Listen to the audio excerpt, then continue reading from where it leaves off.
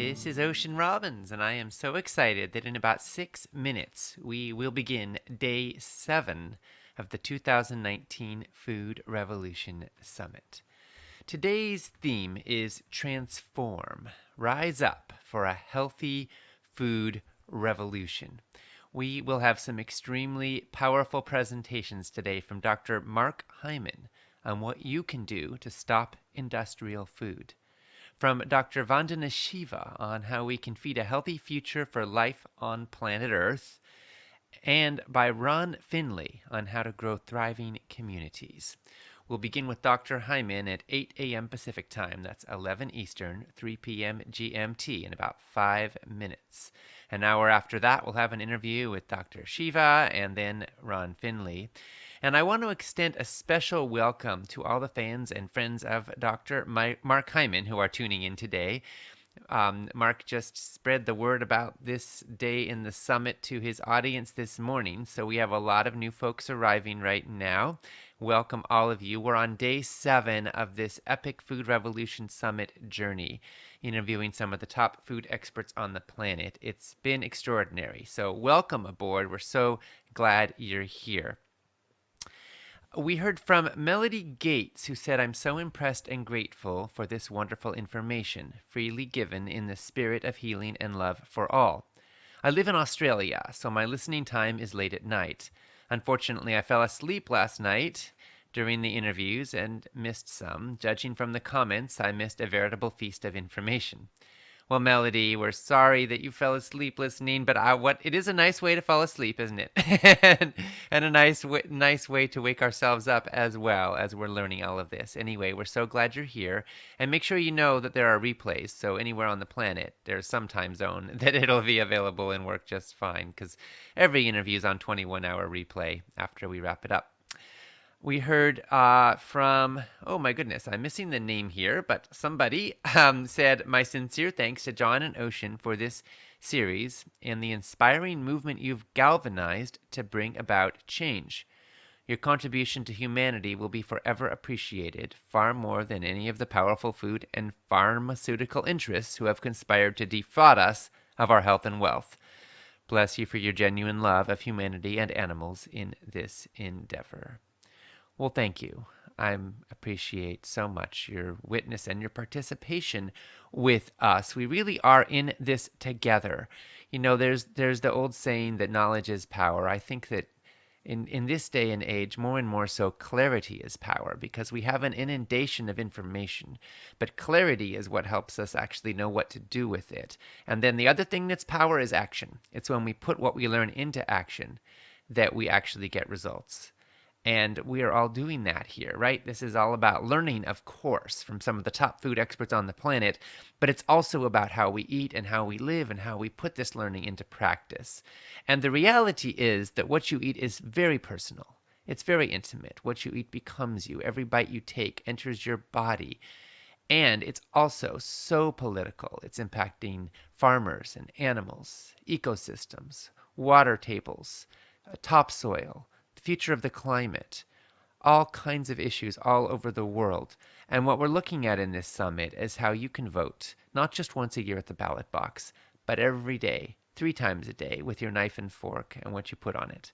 And with these votes that we cast, we make a tangible, powerful difference. You know, sometimes in politics, people feel like they have to choose between the lesser of evils. But when it comes to food, you don't have to compromise like that. You really can learn to love foods that love you back and set yourself up on a path where your food choices are in integrity with your values, with your dreams, with your conscience, with what you really want for your life. And of course, that's why we're here. If you just joined us, we're going to be starting today's broadcast in a couple of minutes with an interview with Dr. Mark Hyman.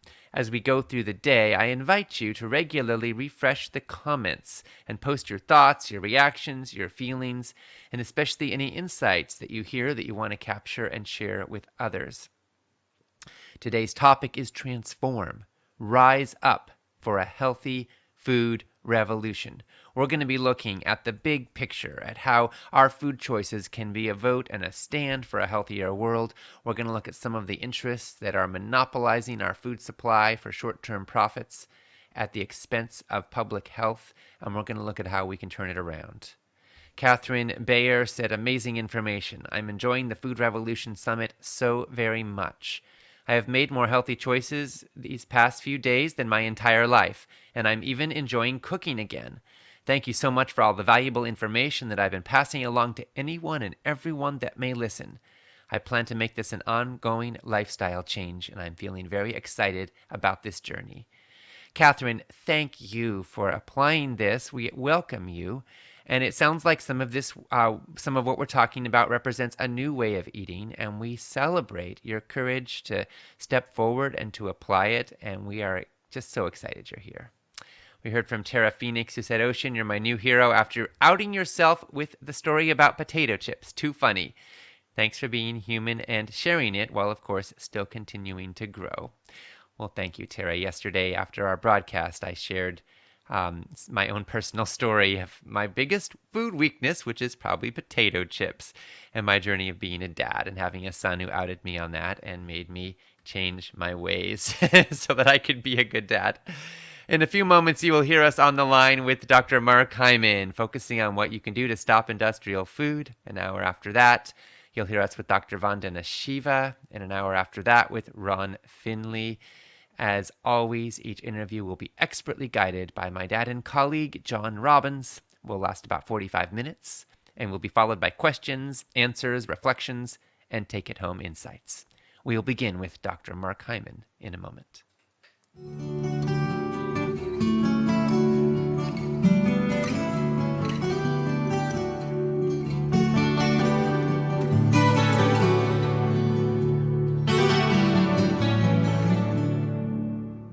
Welcome to the Food Revolution Summit, where we explore how you can heal your body and your world with food. This is Ocean Robbins, and I am joined by my dad and colleague, John Robbins, in welcoming our guest, Dr. Mark Hyman. Dr. Mark Hyman is dedicated to tackling the root causes of chronic disease by harnessing the power of nutrition and functional medicine. He's an 11-time New York Times bestselling author and internationally recognized leader, speaker, and educator. Dr. Hyman serves as director of the Cleveland Clinic Center for Functional Medicine and as founder and medical director of the Ultra Wellness Center. He is board chairman of the Institute for Functional Medicine and a Huffington Post medical editor. So now, Mark, my dad and I are so happy to have this time with you. And now for this interview, I'm going to hand it over to my dad and colleague, John Robbins. Well, thank you, Ocean. And thank you, Mark, for being with us again today. I always love talking to you guys. We're starting a revolution, so we gotta keep going at it. We are. And, one of the things that I love about your work and your message, Mark, is that you remind us that food is so much more than the stuff we eat to provide fuel for our bodies so we can live. You remind us that food literally controls almost every function in our bodies and minds. It can connect us to each other. It can feed our health. It can bring families together, restore vibrant communities. It can connect us to the living earth. Or, on the other hand, if we fall prey to the ultra-processed foods that are sold to us as hyper-palatable conveniences, it can have very painful and destructive effects that ripple out into every facet of our lives. Can you tell us about that? Yes, that's a great summary of what I think. I think, John, what people don't realize is that food is the nexus where everything comes together that matters to us. Our health matters. The health of our communities matter. Social justice matters. The environment matters. Climate matters. Our national security matters, our education matters. These are all connected to food. And people don't understand that food, the way we grow it, the way we process it, the way we distribute it, how we eat it, all has massive implications for every one of these things. And we often think of it as a personal choice, and it is to some degree, but it's also a much bigger thing. And in fact, what we eat is a political decision. It's a decision that affects the climate, it affects the environment, it affects the well-being of our communities. It affects social justice issues. There's some really good things happening out there in the food movement. I had a couple of experiences just this week. One was on my podcast, The Doctor's Pharmacy. I had William Lee, who's a Harvard scientist. He's the head of Angiogenesis Foundation and has been studying the role of blood vessels in cancer and other diseases. And he's a hardcore scientist, published in the Lancet, New England Journal. And he's come around to realize that food is the best drug out there. And he's written a new book called Eat to Beat Disease, which is about the power of foods as drugs. And he's done some amazing studies where he looked at various nutrients or phytochemicals, mostly from plant foods, that actually can activate healing mechanisms in the body and pathways around various diseases that are healing compared to drugs, and it outperforms the drugs most of the time. Dr. Lee is a speaker in this summit, as are you. And he and you remind us often that good food can do so much for our lives. It can improve the expression of thousands of genes. It can balance dozens of hormones. It can optimize tens of thousands of protein networks. And yet most people today have no clue that the industrial food system has, in effect, hijacked our taste buds and our brain chemistry. And you've written about this. Yes. And you've written that our industrial food system, which is sponsored and supported by our government's policies, you've said that it's taken over our bodies and minds and souls. Yes, I did write that. I did write that. Well, you did write that, and it made me think of the fact that the seeds that are the foundation of the food web, the seeds that grow into the plants we eat, the seeds that grow into the plants we feed to the animals that we use in our food supply, all of those seeds are now owned by just a handful of companies. There's 4 companies that control, I think, 80% of the seeds in the world, including Monsanto and others, are creating seeds for, yield, for being able to use herbicides and pesticides on so they don't become harmed, but they're not for flavor or phytochemical content. He said most of the food we eat is actually depleted of many of these phytochemicals and nutrients because of how we've bred them. In fact, the taste comes from these things. I hear you saying that 4 companies now control 80% of all the seeds that are sold in the world, and that these seeds have been bred, or in many instances genetically engineered, to withstand being sprayed with massive amounts of pesticides. They have not been developed to provide more nutrients. And in fact, these seeds grow into plants that are deficient in many of the critical phytonutrients, and at the same time, deficient in taste. So that is an example of how the industrial food system is creating food that deprives us of the nutrition we need from the food we eat, and also of the flavor we deserve to enjoy. Mark, are the big players in the industrial food system, the big food and pesticide and seed companies, also now influencing and polluting how nutritional science is conducted? They fund a lot of the science, and the science that they fund is often corrupt. There was an article in the Critical Public Health, a medical journal. It was in 2017. I just want to read this one, quote from there because it's so powerful and it speaks to what's really going on under the surface here that people need to know about. It changes the food system. It influences their behavior.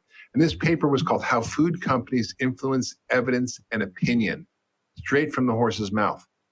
So this was a paper that examined internal documents and interviewed internal company representatives about what's really going on. And the summary of this was that the results provide direct evidence that senior leaders in the food industry advocate for a deliberate and coordinated approach to influencing scientific evidence and expert opinion. In fact, if a food industry company funds a study, it's 8 to 50 times more likely to show a positive benefit. For example, if Coca-Cola funds a study on obesity, guess what? Soda doesn't cause obesity.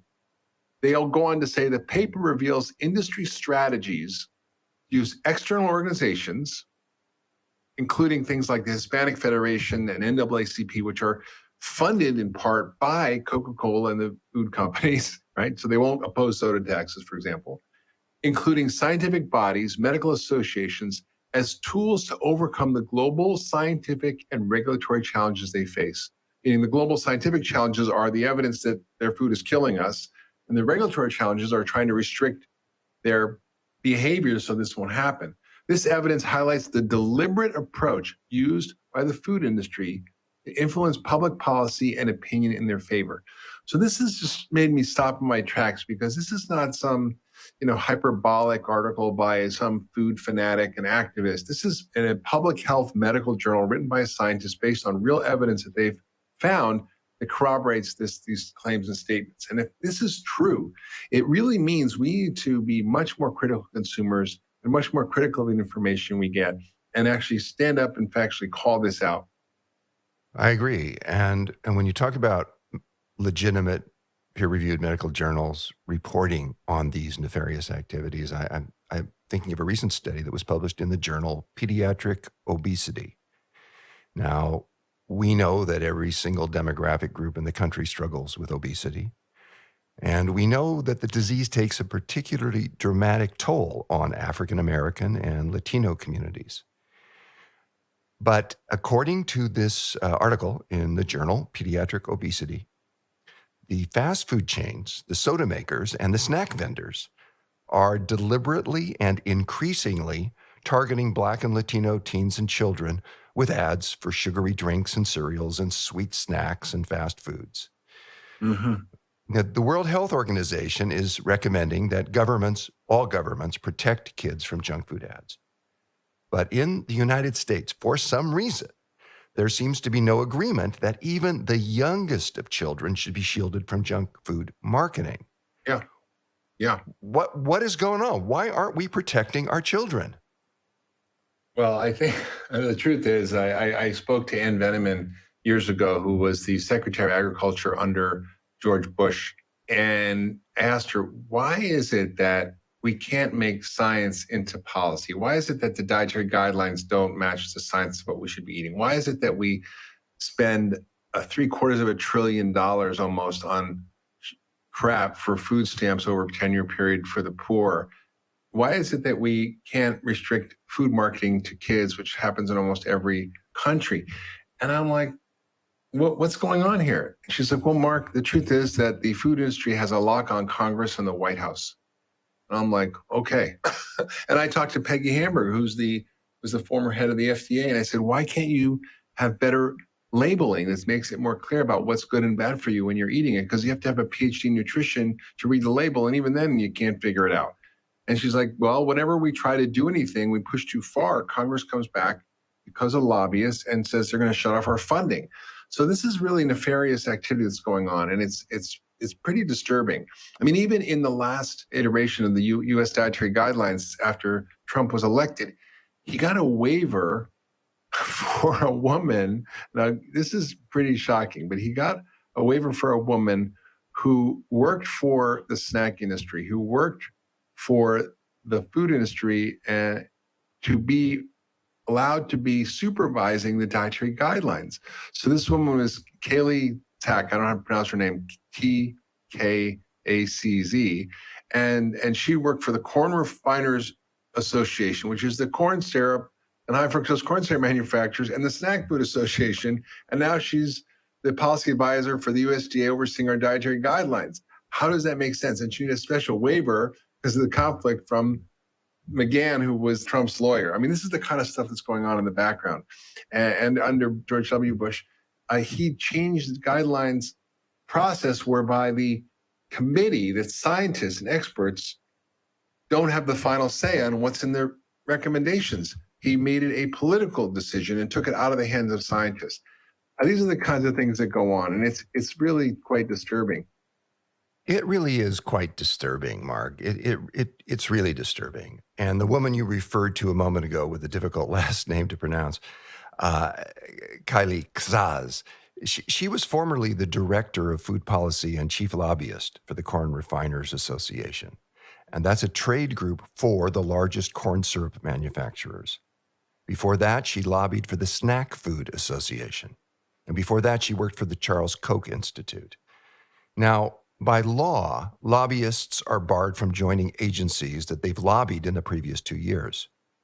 But as you mentioned, thanks to a waiver provided by White House counsel David McCann, This woman is indeed now formally advising the USDA on the federal dietary guidelines. So, in this way, the corn syrup manufacturers have one of their own watching over the federal guidelines. It's ridiculous, but it's happening. And the sugar and the corn syrup industries are also worming their way insidiously into medical journals. I'm thinking, Mark, of a study that was published in the Annals of Internal Medicine. Now, that is, as you well know, a peer-reviewed medical journal. It's the kind of place where we would expect to find legitimate and credible reports about evidence-based medical science. Now, I don't remember the name of this particular study, but I was horrified when I read it. I was horrified to see it in this journal because it essentially defended sugar and implied that the guidelines calling for reduced sugar intake aren't valid.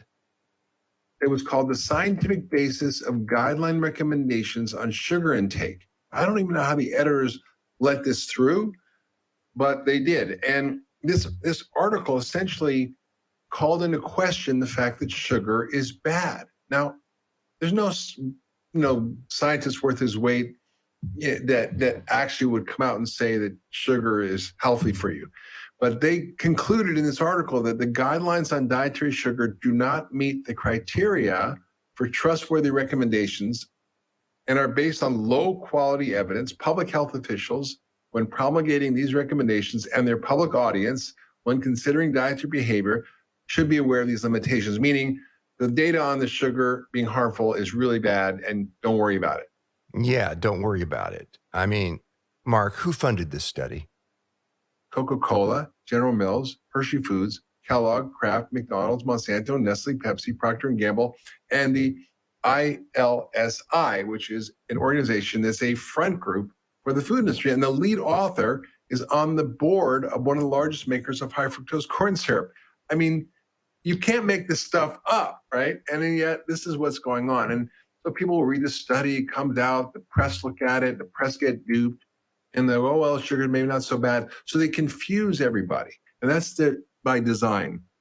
And it's effective. It's really harming people, and it's keeping people hooked on foods that are injurious to their health.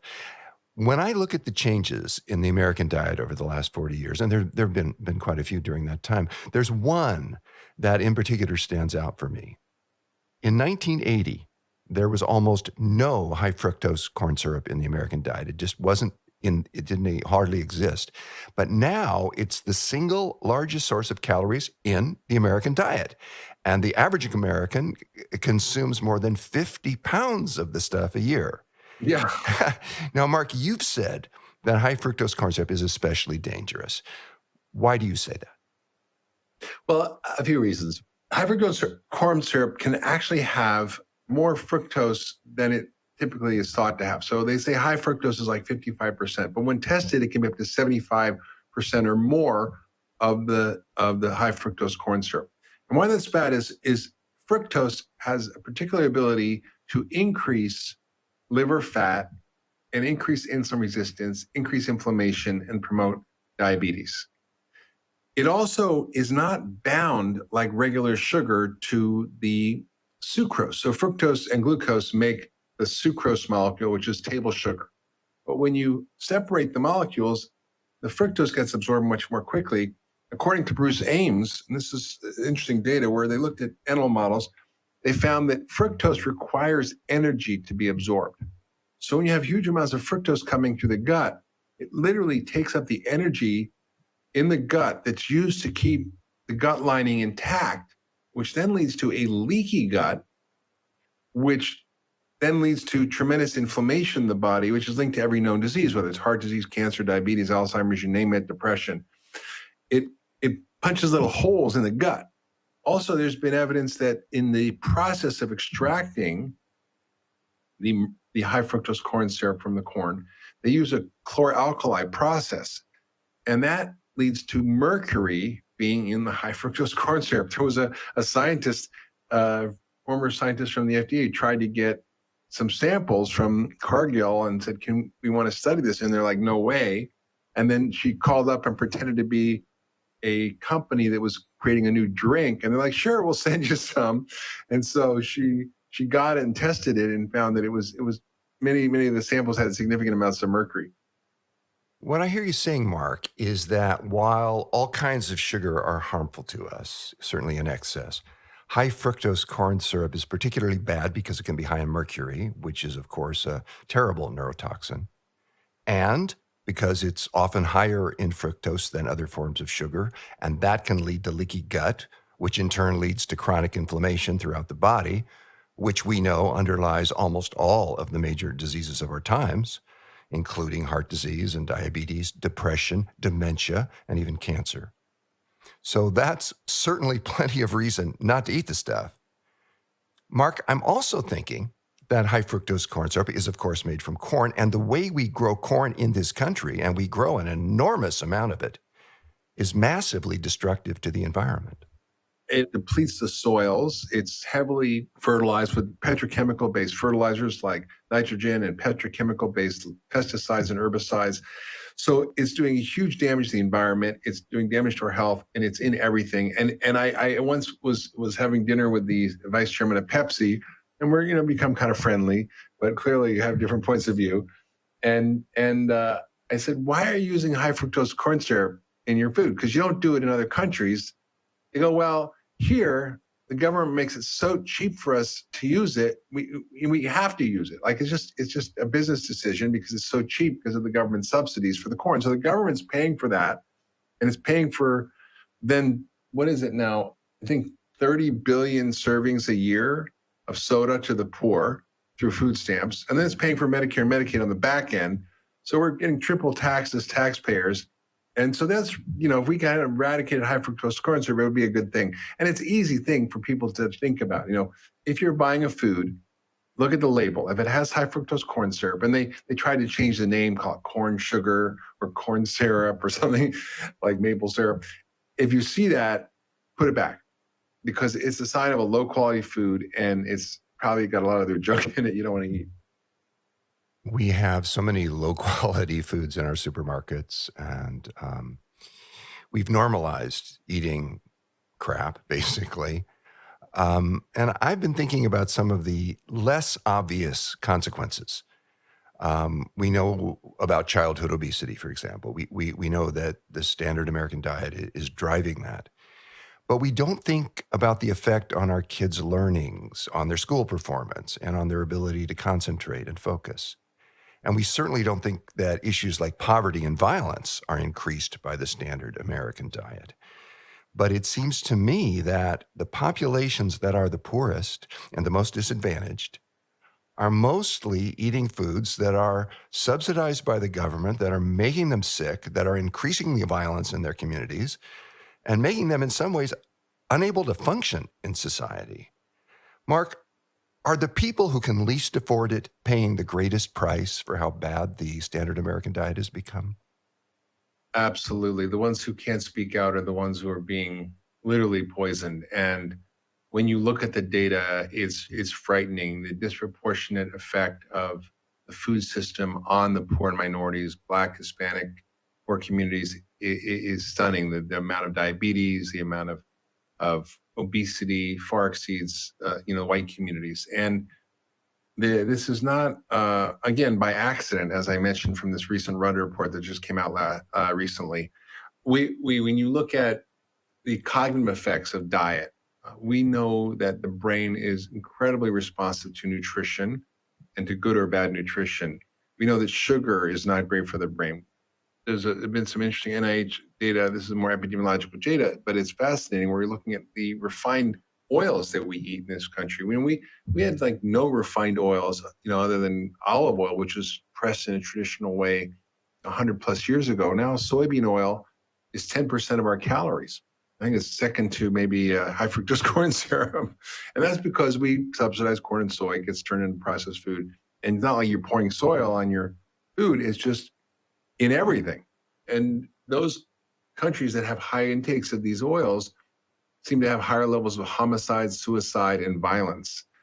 We know that kids who are overweight and unhealthy and eat the food they do, whether it's flaming hot chips and soda for breakfast, don't do well in school. There's a term for this called the achievement gap. This is written about by a professor at Columbia named Charles Botch, who documents very clearly that kids who are sick in any way from these foods are doing less well in school, graduate less often, and actually don't make as much money and have a poor, rougher life. There was an incredible story. Now, it's not all bad news. There's an incredible story of a charter school in Washington, D.C., an inner city, where these kids are all on welfare, very poor. Most of these kids were going to jail, not to college, and barely finished high school. He implemented a program of eating fresh whole foods 3 meals a day: breakfast, lunch, dinner, after school snacks, and food. A great curriculum. And these kids were all, going to major top schools in the country, were graduating, were radically shifting their function because, in part, of the food they're eating. And I think we don't realize this. We know that, for example, in prisons, you can take violent crime in prisons and look at the data on that. You see a 56% reduction in violent crime in prisoners who ate a healthy diet compared to those who didn't. These are violent prisoners in prison, so you really have a controlled environment. And if you added a multivitamin, because they're all nutritionally deficient, the violent crime goes down by 80%. So what are the implications to that for our prisons, for our violence? It's a big issue.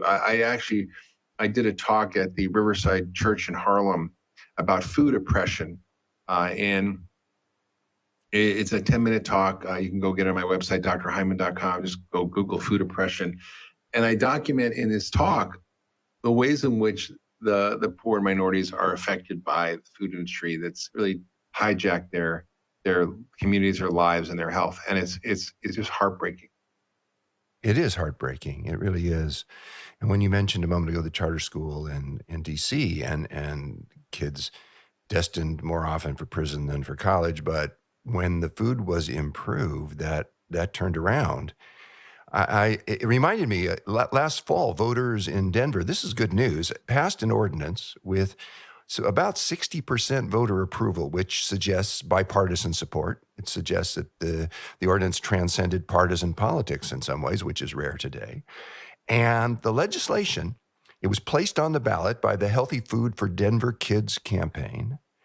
And it passed, as I said, with about 60% of the people voting for it. It allocates $100 million over the next 10 years to Denver organizations that are already working to get more healthy food to children in low-income families. Yeah. I found that wonderful.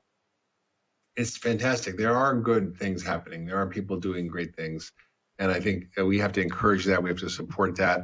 And it matters. I sort of become friendly with different food industry people because I want to know what they're thinking. I want to know how they think.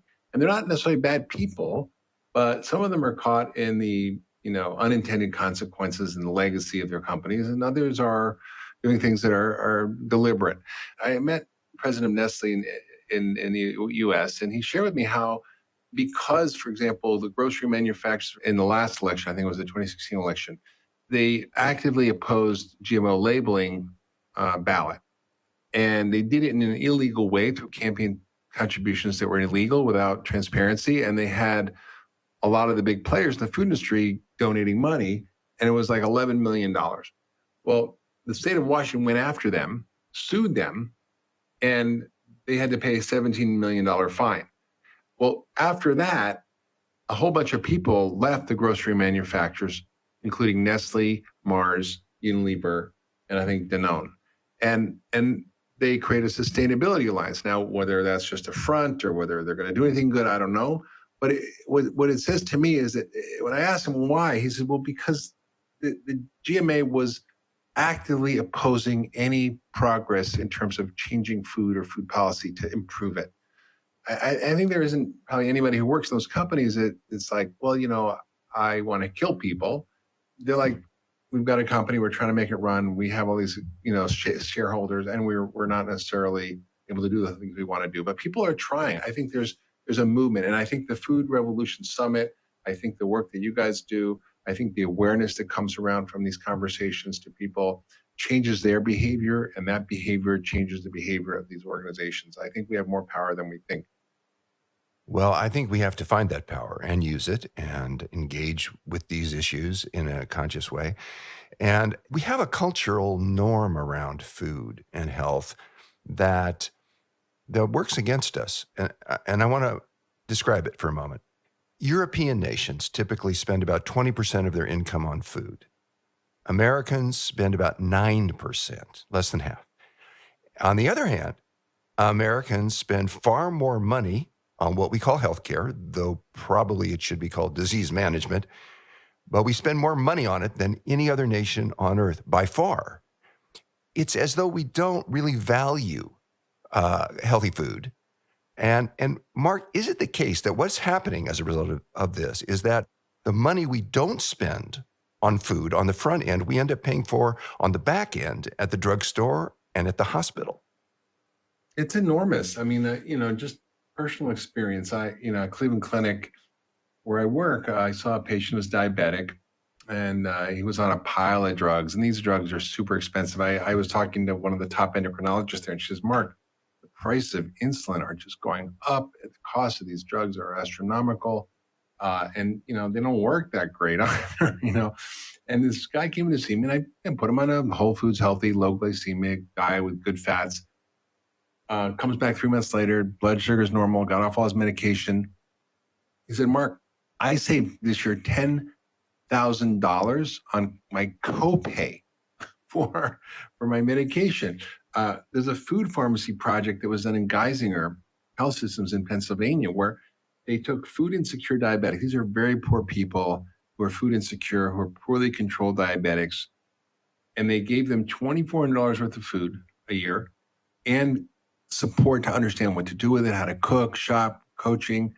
And they found that they reduced the cost per person from $248,000 to $48,000. That's $192,000 saving, 80% saving per patient. So imagine what that costs our healthcare system. And by the way, it's diabetes and obesity that is harming our economy. It is the single biggest driver of Medicare spending, and these social benefit programs are being threatened and being challenged because of these costs. But the solution isn't to cut the program. The solution is to cut the need for the program by making people healthier and dealing with the food issues. We basically have a disease creation economy, and we have a disease creation set of policies in the government that are so disconnected from the science and what we know is true.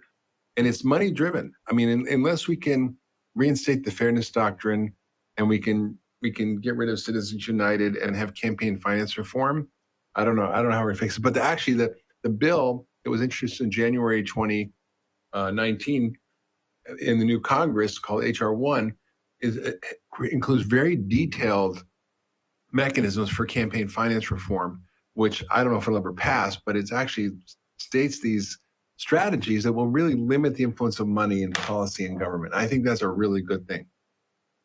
I don't think people really recognize that treating all the cases of chronic lifestyle disease that we have is a tremendous burden on the economy. It adds enormously to the cost of Medicare and Medicaid.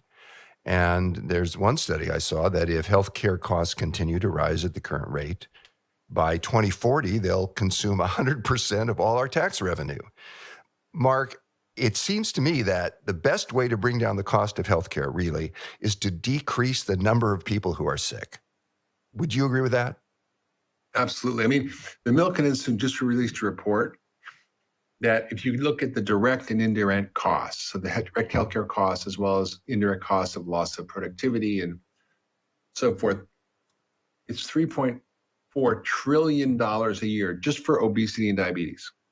That's about a fifth of our entire economy.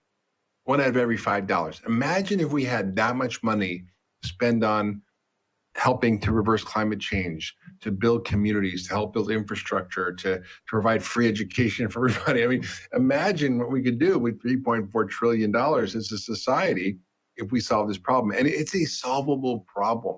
It's not something that's like, oh, I don't know how to fix this. This is an easy problem to solve. It's what we eat. It's how we grow the food. It's how we produce the food. It's just, we've just got such an entrenched system that it's very difficult to shift. Yes, and I think we need to start each of us with the food that we eat, that we choose to buy, that we put on our plates, put in our mouths. And, I think our listeners know that bad food can cause them harm, and they know that they shouldn't eat junk food or drink soda. But one of the things I love about your work, Mark, is you take it further. You point out that good food can heal, that it can reverse chronic diseases, that it can cure depression, diabetes, obesity, arthritis, autoimmune diseases, headaches, insomnia, and fatigue. I mean, it can prevent and reverse cognitive decline and heart disease and 1,000 other problems that are costing people the quality of their lives, costing them money, costing them their souls in some ways. And Mark, what I would like to ask you is to take a moment now to describe the significance of the fact that good food can be so incredibly healing. Food is not just calories or energy, it's actually instructions and information. And the higher quality information we put in, the higher quality health we get. It's that simple. And it's the quality of the protein, the quality of the fats, the quality of the carbohydrates. Carbohydrates are not bad. I mean, broccoli is a carbohydrate, so is Coca-Cola, but they're quite different, right? So I think we have to understand that we want quality. And also what are the vitamin and mineral levels that activate the enzymes? Most people don't realize that. Well, I may ask you this: how many chemical reactions do you think happen every second in the body? Oh, an extraordinary large number. It's 37 billion billion. 37 billion billion. I don't even know what that is, but it's a lot. And every one of those chemical reactions requires nutrients to run: vitamins, minerals, phytochemicals, all the stuff we get from our diet. So if you're not eating a nutrient dense, phytochemical rich diet, you're not going to be able to run all these systems and you won't have optimized health. And that's the power of food. And when you understand how to use it as a drug, there is no more powerful drug. I'll just tell you a quick story. There was a woman who came to our group program, and I also believe that just as food is medicine, community is medicine. And I think we create a community of people who work together in a group to heal, and we call it functioning for life. And this one woman came in, she was morbidly obese. She was 65 years old. She had heart failure. She had type 2 diabetes, on insulin, and 10 years really struggling. Kidneys starting to fail, liver starting to fail, high blood pressure, pile of pills. This is a woman who's on the fast track, to the other side. And she came in and did the program. Within 3 days, she was off her insulin by changing her diet. Within 3 months, she reversed her heart failure. Now, this does not happen, John, in medical practice. You don't reverse heart failure, you manage it.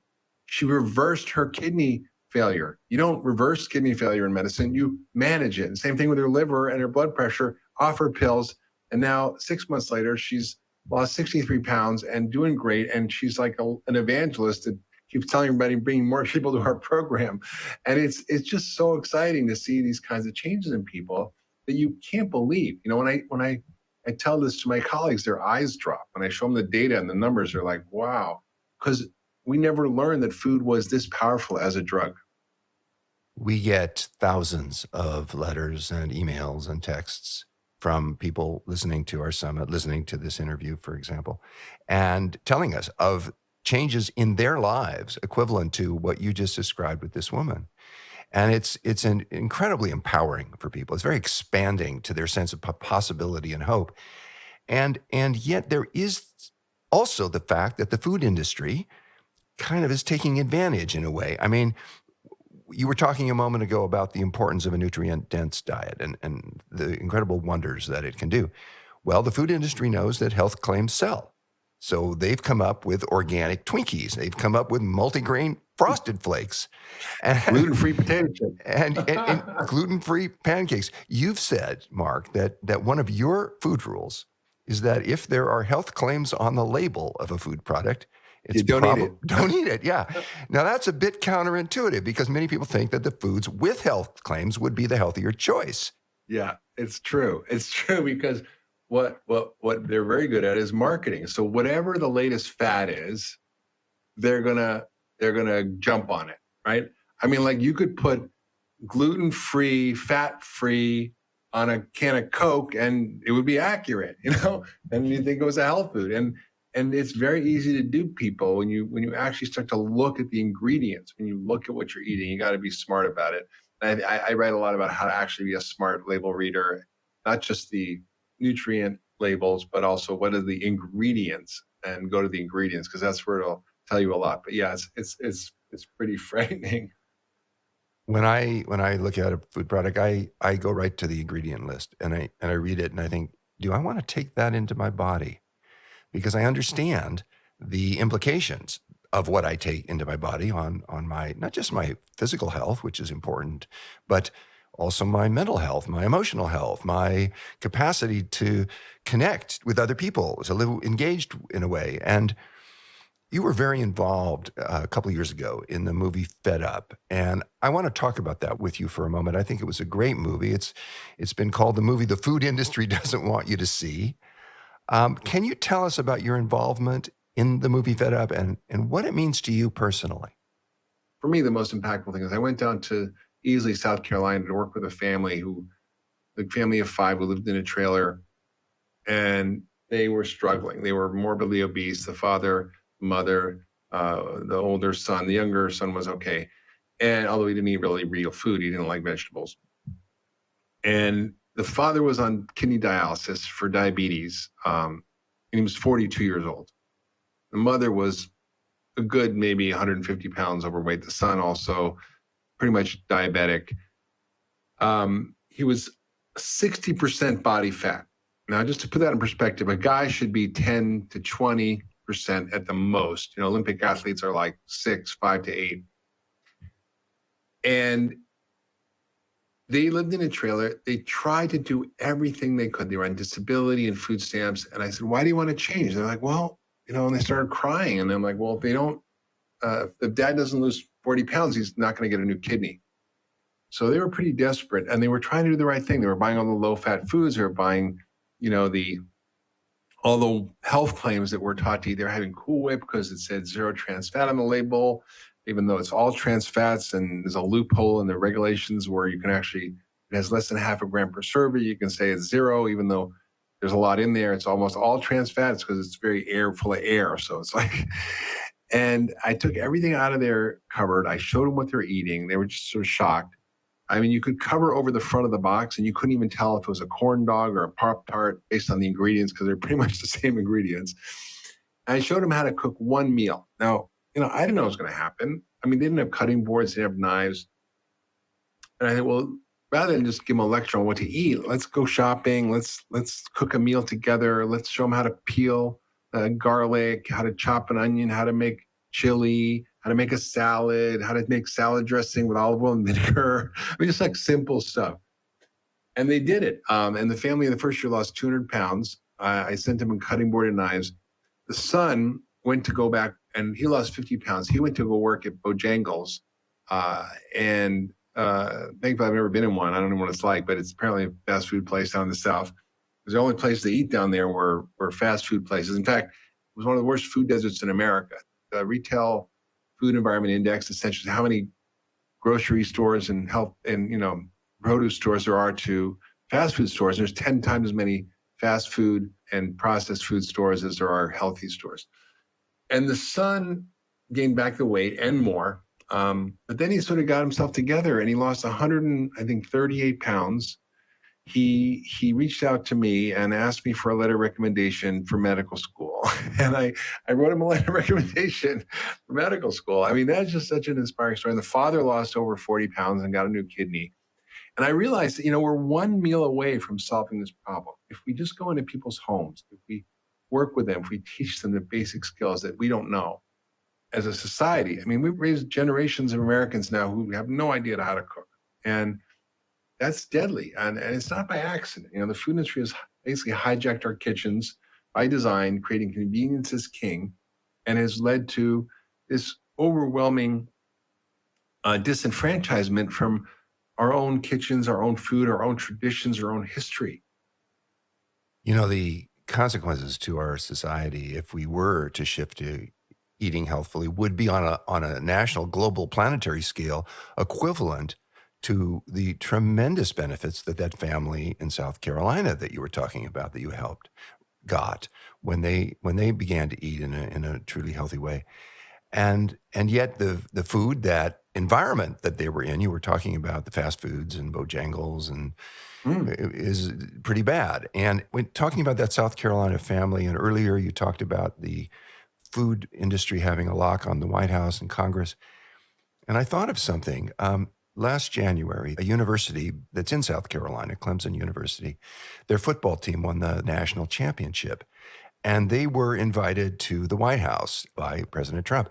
And he served them a spread at the White House of Burger King and McDonald's and Wendy's food on the fine china that the White House provides for its events.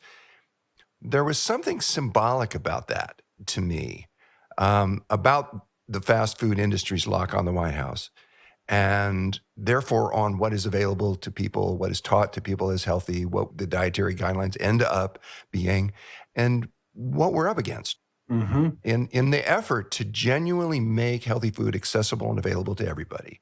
In South Carolina, it's one of the roughest, and yet you were able to help this family so tremendously. We're dealing with potentials for good and evil here that are really, I don't want to be hyperbolic, but it's extraordinary. Yeah, I agree, John. I think we're not that far away from a solution because we can't stop the military-industrial complex as citizens, right? But we can stop the food industrial complex, and why? Because we buy the food. I think it's the biggest industry on the planet. Everybody eats 3 times a day, hopefully, or at least a couple of times a day. It's $18 trillion food industry, and it's so expansive and pervasive. If we change what we do, then things change. I mean, John, when you wrote your first books, and I read them years ago, the food environment was terrible, and now there's people who are waking up. There's products out there in the market that are healthy. There's a real shift in the whole landscape of food. I mean, there's a food movement. People are being awake to this that they never were before, and I think your work has really led the way on that. But it's happening, and it sort of seems slow. It seems painful, but I think it's going to get there. I think so. We all have the opportunity when we wake up to either show up or or give up, and more people are showing up and engaging and making choices that are as positive as possible. And Mark, you are a leader too, and I'm very proud of you. Your ideas are provocative. Your desire to help people be healthy is galvanizing and obvious, and your understanding of the importance of food makes you outstanding among physicians. Thank you. On behalf of Ocean and myself, and really on behalf of everyone involved in the food revolution, and in fact, on behalf of everyone who plans to eat for the rest of their lives, I thank you for your passionate concern for true healing, and of course, for being with us today. Of course. I wish we had like 5 hours to talk because I could download so much more. There is so much to share, and you share it so beautifully. We've been talking here with Dr. Mark Hyman, author of 11 New York Times bestselling books, including The Blood Sugar Solution and Food, What the Heck Should I Eat? Mark, you have a potent and keen diagnosis of what's wrong. More importantly, you have brilliant and galvanizing ideas for what could be. Your message is powerful, it's heartful, it's heartening, and it's changing millions of lives. We want to thank you for your time, for your wisdom, and for your partnership in the food revolution. Thank you so much, John and Ocean. It's always a pleasure to talk to you guys.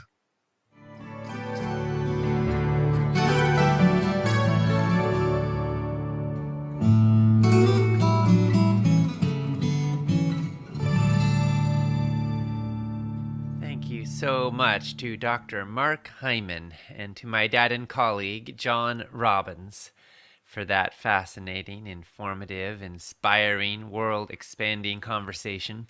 To express your opinions on what you've been hearing and to find out what others are saying, post and engage in the comments section on the broadcast page. Make sure you refresh those comments using the button provided there so you can see the most recent ones. Our next presentation will be an interview with Dr. Vandana Shiva. It will start at the top of the next hour.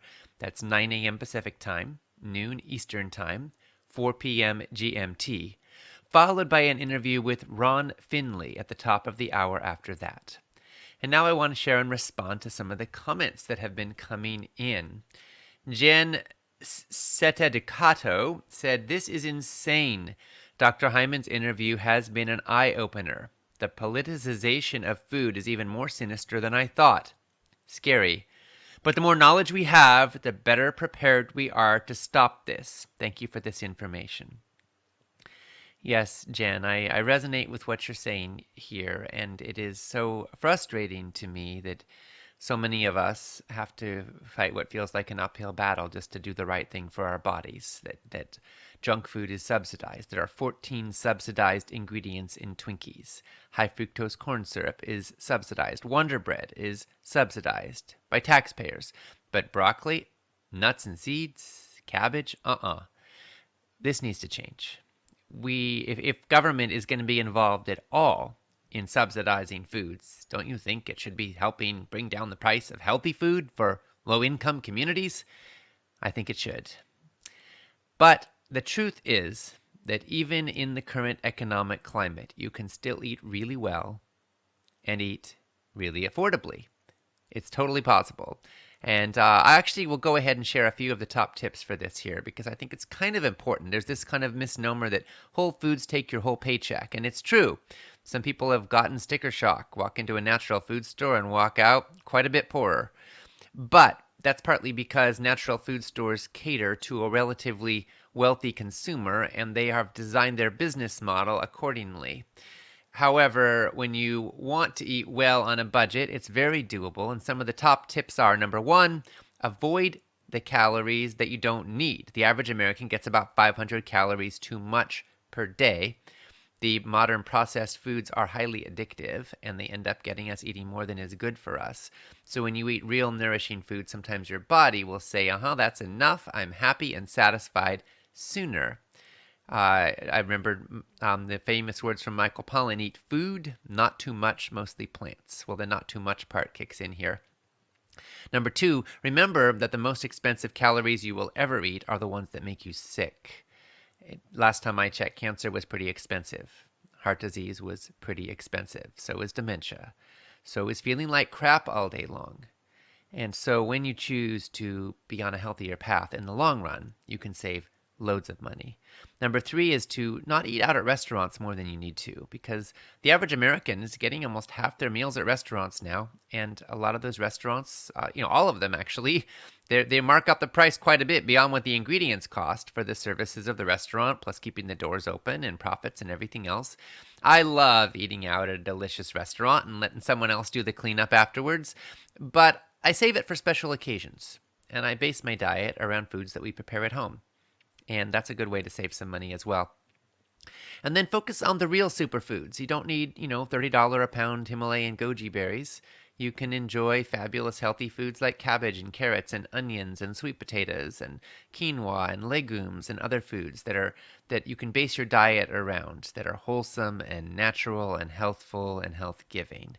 And these are all some of the top steps I think that can help. And then lastly, shop from a list so you are less likely to be captured by impulse purchases, which about half of the shopping most people do in the U.S. certainly is actually impulse purchases. It wasn't what they went to the store for, but they get seduced. And it's amazing how often those impulse purchases are the least healthy products. So when you plan ahead and you shop from a list and you cook in quantity and you prepare well and you shop less frequently too, by the way. You can shop once a week or once every couple weeks in the grocery stores. You can get produce maybe at a farmer's market or a community-supported agriculture program, or shop just for produce more often if you need to. But by minimizing the frequency with which you're interacting with all of the aisles and aisles of foods, you make it easier to make clean choices and conscious choices without getting seduced and pulled in. So those are a few tips. I hope they are helpful because as much as we talk about the political side and how frustrating it is that it can cost so much to do the right thing for our families, we also need to realize that within this system, we still have tremendous power to be the authors of healthier food destinies. We heard from Pat Leboff, who said, I've been listening all week. Not my first Food Revolution Summit, but the first time I worked to listen to all of it. Now listening to John talk to Dr. Hyman, I just have to buy the empowerment package. The issues, the words, the light, just wow.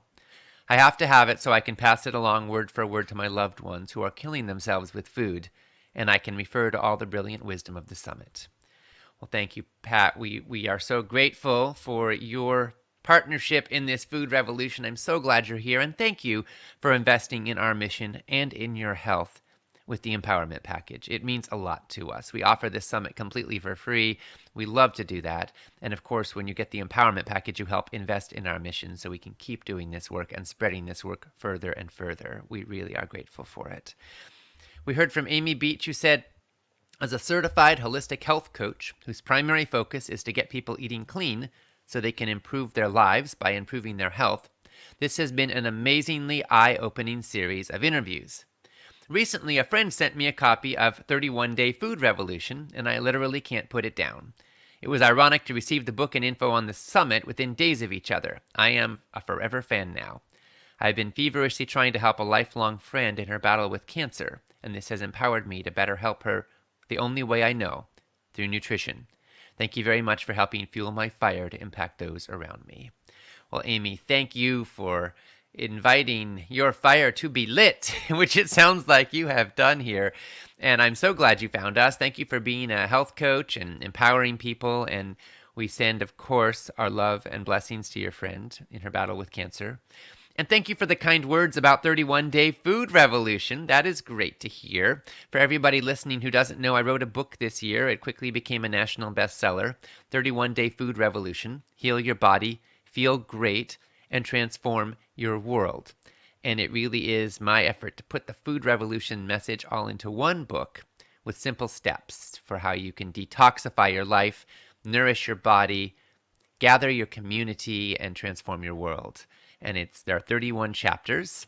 My grandpa founded 31 Flavors Baskin-Robbins ice cream. I'm saying 31 steps to health will bring you more pleasure and more satisfaction even than 31 flavors of ice cream. So there are 31 chapters. Each one ends with simple action steps you can take. You can grab a copy at 31dayfoodrevolution.com. Again, that's 31dayfoodrevolution.com.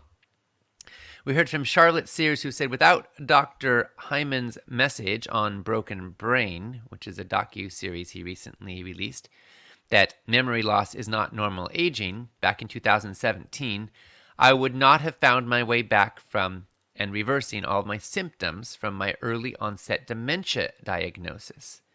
I am forever grateful to him and his panel of experts, plus to Susan Pierce Thompson, PhD, and her Bright Line Eating, where I found automaticity with my healthy food and dropped sugar and flour, and have gone to mostly plant-based eating for the past 2.5 years. 120 pounds lost to the universe and living happy, thin, and free.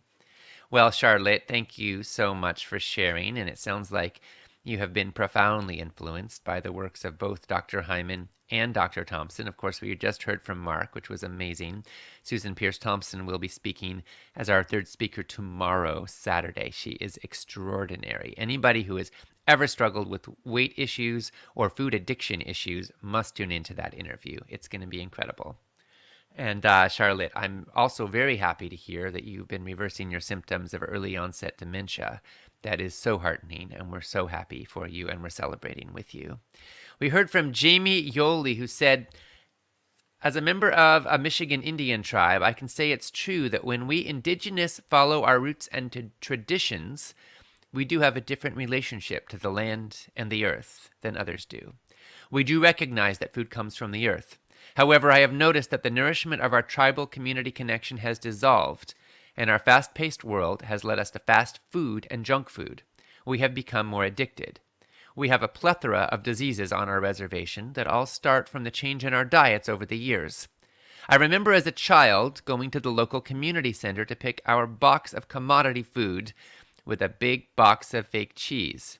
It was important just to have something to eat. When we go back to our roots and traditions, we have those enriched environments to create uplifting connections to our families, our brains, and our hearts. I wish I had started listening from the first presentation. I only began on day 5.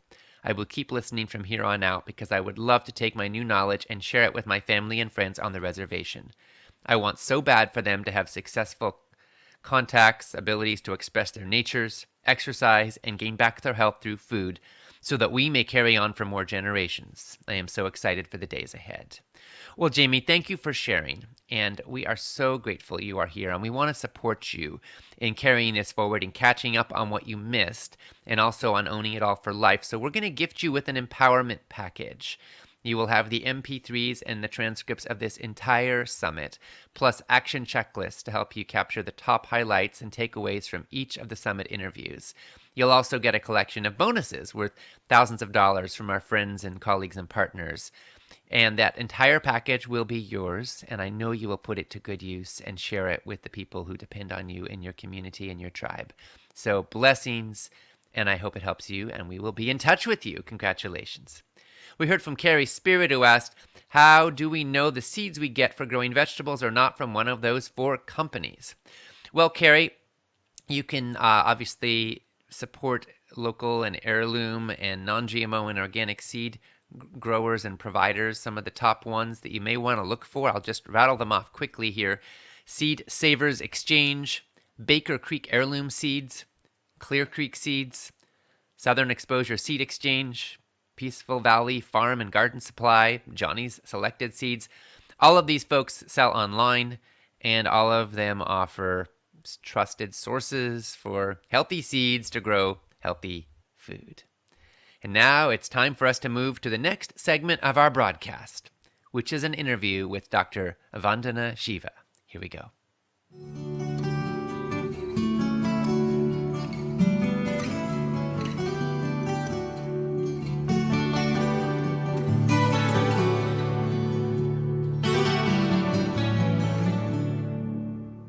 Welcome to the Food Revolution Summit, where we explore how you can heal your body and your world with food. This is Ocean Robbins, and I am joined by my dad and colleague, John Robbins, in welcoming our guest, Dr. Vandana Shiva. Vandana is a world-renowned physicist. She's an advocate for environmental sanity and the well-being and liberation of farmers and the rural poor. Vandana is director of the Research Foundation on Science, Technology, and Ecology, and author of many best-selling books, including Stolen Harvest, The Hijacking of the Global Food Supply, and Soil Not Oil. Vandana is founder of Navdanya, or 9 Seeds, which is a movement promoting diversity and use of native seeds. She's a recipient of the Right Livelihood Award, often called the Alternative Nobel Prize. Forbes named her one of the 7 most powerful women on the globe. Time selected her as an environmental hero, and Asia Week has called her one of the 5 most powerful communicators in Asia. So now, Vandana, we are so grateful for your brilliant work and for this time with you. And now, for the interview, I'm going to hand it over to my dad, John Robbins. Thank you, Ocean, and hello, John. Hello, Vandana. Thank you, Ocean. And thank you, Vandana, for being with us once again. We know today that our political leaders worldwide are failing to address the environmental crisis, and species extinctions are accelerating. And the climate crisis is worsening faster than almost anyone predicted. Now, at this moment in time, given the state of the world, it seems to me that we're facing 2 very distinct future paths for food and farming. There's one road that we could take, which would be business as usual, and that is already leading to collapse of the planet's ecosystems. But I think, and I know you work for another path, an organic, poison-free world. We could take a path that would lead to regeneration of our soils, to preservation of our biodiversity, and to increasing health for all of humanity. Now, some would consider you and me to be foolish and naive. So what I want to ask you, Vandana, to start our conversation is this. Is there, in fact, a direction that we could take in which food would be produced ecologically and distributed democratically a path of regenerative agriculture that would sequester carbon and ensure that no one goes hungry. Is that realistic? It's the only realistic path, John, because the other path is like, being in a car and you're at the edge of a cliff. And instead of putting your car in reverse gear to take the right path, you put it on accelerator because you're blinded by your own propaganda that is future progress, and you go over the cliff. And you're so right. We are literally at the edge of a cliff. And whether it's the IPCC, the Intergovernmental Panel on Climate Change, or the Biodiversity Conservation Treaty Plan, they're all saying we've got 100 years to avoid species extinction, which includes human extinction, and climate catastrophe. And the two are interlinked, as my work has shown. Now, this alternative path is the path that the Earth has evolved over billions of years, that farming cultures evolved over 10,000 years, like India's farming, from where grew both the biodynamic farming through Steiner, the organic farming through Albert Hoover. They all were inspired by indigenous agriculture. And the principles of India's indigenous agriculture is the same as the principles in the Andes, in the Amazon. Two laws of return, you've got to give back, and the law of diversity, you don't work with monocultures. The very knowledge which allows us to heal the earth and to heal the planet was stolen from us. And instead of it, propaganda parading as science was stuffed in the brains of every agriculture university, every little kindergarten child who's told without chemicals we'll starve, and now we are being told without artificial intelligence we'll starve. The other way is what we have walked in Navdanya. It's now 31 years. We can feed 2 times India's population by conserving biodiversity, regenerating the soil organic matter, which also addresses not just the climate crisis by healing the broken carbon cycle, but it allows us to avert the biggest threat humanity is facing, the threat of drought, desertification, and water scarcity. And most importantly, it gives us good food that heals our bodies, because the other rubbish is the basis of 75% chronic diseases. Many of us in the United States in particular have been taught that the Green Revolution, with its emphasis on chemical fertilizers and pesticides, was a great boon to humanity. There were Nobel Prizes awarded. But now we know that these chemical fertilizers and pesticides damage the soil, they harm human health, and we're also finding they're major contributors to climate change. You mentioned Navdanya, Vandana, and at Navdanya, your studies have found that organic farming, regenerative agriculture, increases soil's carbon absorption by up to 55%. That's enormous. Can you help us to understand why that is so profoundly significant?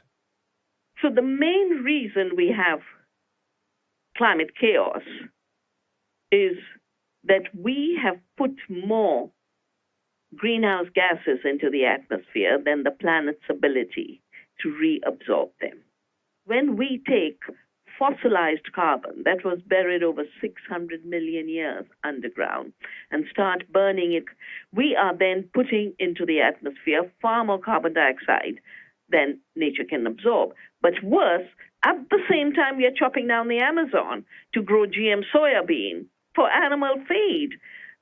We are also using fossil fuels for nitrogen fertilizers, which are emitting nitrous oxide, which is 300 times more damaging for climate change than carbon dioxide is. And we, instead of having animals on farms to be part of the cycle of renewal and regeneration, we're putting them in prisons called factory farms and feeding them grain, and they're emitting methane, which is the third greenhouse gas. Adding nitrogen synthetically doesn't add nitrogen to the soil because all of life is a food web. And all the food web is about circulation of systems between living organisms. When your soil organisms are killed by the nitrogen fertilizers, they lose their capacity to absorb the carbon dioxide, but they also lose their capacity to hold water. With humus, with mycorrhizal fungi, soil becomes like a sponge. It's like walking on a sponge, like in a good oak forest, in a good organic farm. But the hard, desertified soil of chemical industrial farms are actually ecologically dead. And all of it is converted into pollution into the atmosphere. We need more nitrogen and more carbon in the soil where it converts into wholesome food for us, and not in the atmosphere where it is becoming a greenhouse gas. And planting legumes and pulses like lentils and beans and dals and helps because these plants, and this is something that people who haven't grown food may not realize. These plants transfer nitrogen from the atmosphere to the soil. They can be grown just about anywhere. And this is really beautiful to me. We have nutritionists telling us that legumes are excellent sources of protein and fiber and many essential minerals and phytochemicals. All the world's healthiest and longest lived peoples have in common that they eat a lot of beans and other legumes and pulses. And we're being told now that substituting beans for beef could be the single most powerful step many of us could take, both for our own health and also to reduce our carbon footprint and greenhouse gas emissions. But there's more yet to the benefits that legumes like dal provide. The Food and Agriculture Organization of the UN says that planting more lentils and beans and other legumes and pulses would improve the health of the world's soils. And this is critical to do because the state of the world's soils is terrible. It's becoming a serious problem, and it's threatening to worsen hunger and poverty throughout the world. We have climate scientists telling us that eating beans rather than beef for protein is an enormously potent way to fight climate change. We have soil scientists telling us that soils and legumes create a unique symbiosis that protects the environment, enhances productivity, and provides fundamental nutrients to the soil and subsequent crops. And we also have hydrologists telling us that these crops, legumes, use 1/10 of the water of other protein sources. So, Vandana, beans and other legumes and pulses like dal have been a staple in the human diet for thousands of years. Today, eaters worldwide enjoy these delicious and nutritious foods in falafel and hummus and lentil-based dishes and many, many other ways. Are they part of the answer, not only to the world's protein needs, but also to the fertility needs of the world's soils and to humanity's need to address climate change? Yes, John, they are the answer both to the health of the planet and the health of people. And the century of ecocide and genocide that has been linked to spreading of poisons and then forcing monocultures of just rice and just wheat and just corn, driving out the nitrogen-fixing legumes and the dals and the pulses, was part of the same package. So the story of the Green Revolution is, India grew more food. No, it grew more rice and grew more wheat in Punjab, but it drove out the pulses to the extent that today India has become the biggest importer of pulses and the biggest importer of oilseeds. Our crops were always cereals, pulses, oilseeds, and the word navdanya, which means 9 seeds, is always about a symbiotic balance between the different parts of the diet, which are also necessary for the balance of the planet. But interestingly, it was a tribal peasant who taught me and gave me the name navdanya, that it's also responsible for our balance to live in a beautiful universe. It's part of holding the cosmic balance by doing the right thing, the right action. I'm remembering as you talk, John, when I started Navdanya and I would trudge to villages and look for seeds and collect them, and then I'd go back and prepare registries, the local name, the national name, the Sanskrit name, the English name, and the botanical scientific name. And the English name for every dal was, guess what? I would pick up chana, which is what hummus is made of. It was called chickpea. I would pick up tur. It was called cowpea. I would pick up the wonderful gehep. It would be called horse gram. And I said, what went wrong with the British? They did not know how to eat the pulses. So they fed them to animals and named the best of human food animal feed. So we lost a century of good eating. But third world peasants lost the option of avoiding chemical fertilizers by allowing the leguminous plants to grow healthy, nutritious crops, affordable protein for their diet. And as the Mediterranean diet shows, it's the pulses, it's the beans that make the difference, but also healthy, fertile soils which could farm forever. But last year, we had to do another action in India, a civil disobedience against the import of something called yellow pea, which is glyphosate sprayed monoculture, and it's faking itself to be chickpea on the one hand and pigeon pea on the other. It has only 7% protein compared to our real dals and pulses, which are 35% protein. So it's not enough to say pulses. I think a big awareness of how we eat and the food revolution has to be based also on being alert to fake food. And this is particularly important because a new report was released by something called the EAT Forum, a 5-year-old young forum. Who is sponsoring this forum? A whole alliance called Fresh. One would imagine Fresh is about fresh food. No, Fresh is the buyers who bought up Monsanto, the Cargills who've destroyed the world's agriculture, the Pepsis who've invaded the world with their horrible Lay's chips packages and junk food. And it includes the Kellogg's, and it includes the Nestle's, and it includes Yara, the world's biggest chemical fertilizer factory that is still insisting that without chemical fertilizers we can't feed the world, and pulses do not fix nitrogen nonviolently. Well, they are full of propaganda. And you mentioned that Bayer, as you pronounced it, bought up Monsanto, which we know. And I was thinking about Navdanya, meaning 9 seeds. And the fact that throughout history, in every culture that I know of, it's been the women who kept the seeds. But today, this role that women have had has been usurped. Now we have agrochemical corporations patenting seeds, and 4 of these corporations, just 4 of them, now control more than 60% of the global proprietary seed market. Vandana, the implications of this are sometimes hard for people to grasp.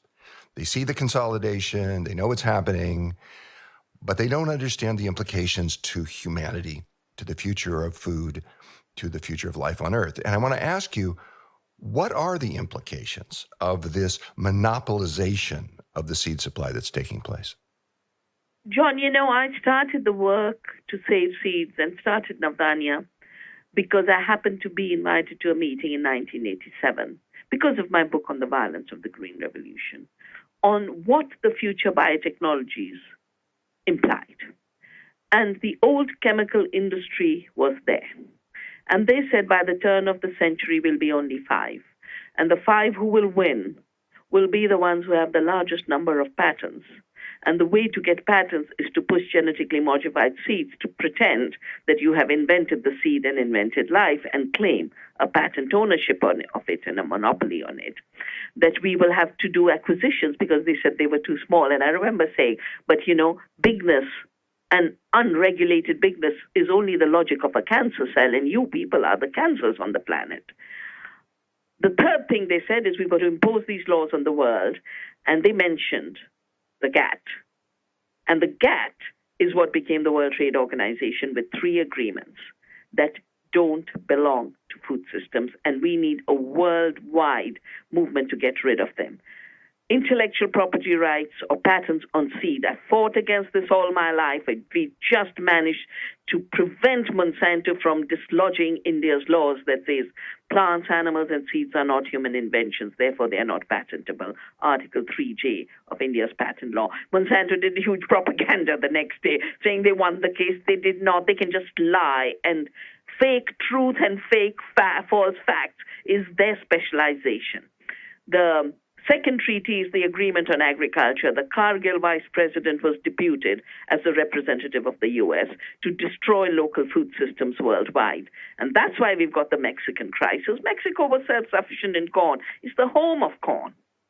Today, they're biggest importers of corn. And today you have a migration crisis because you destroy the livelihoods of the small peasants.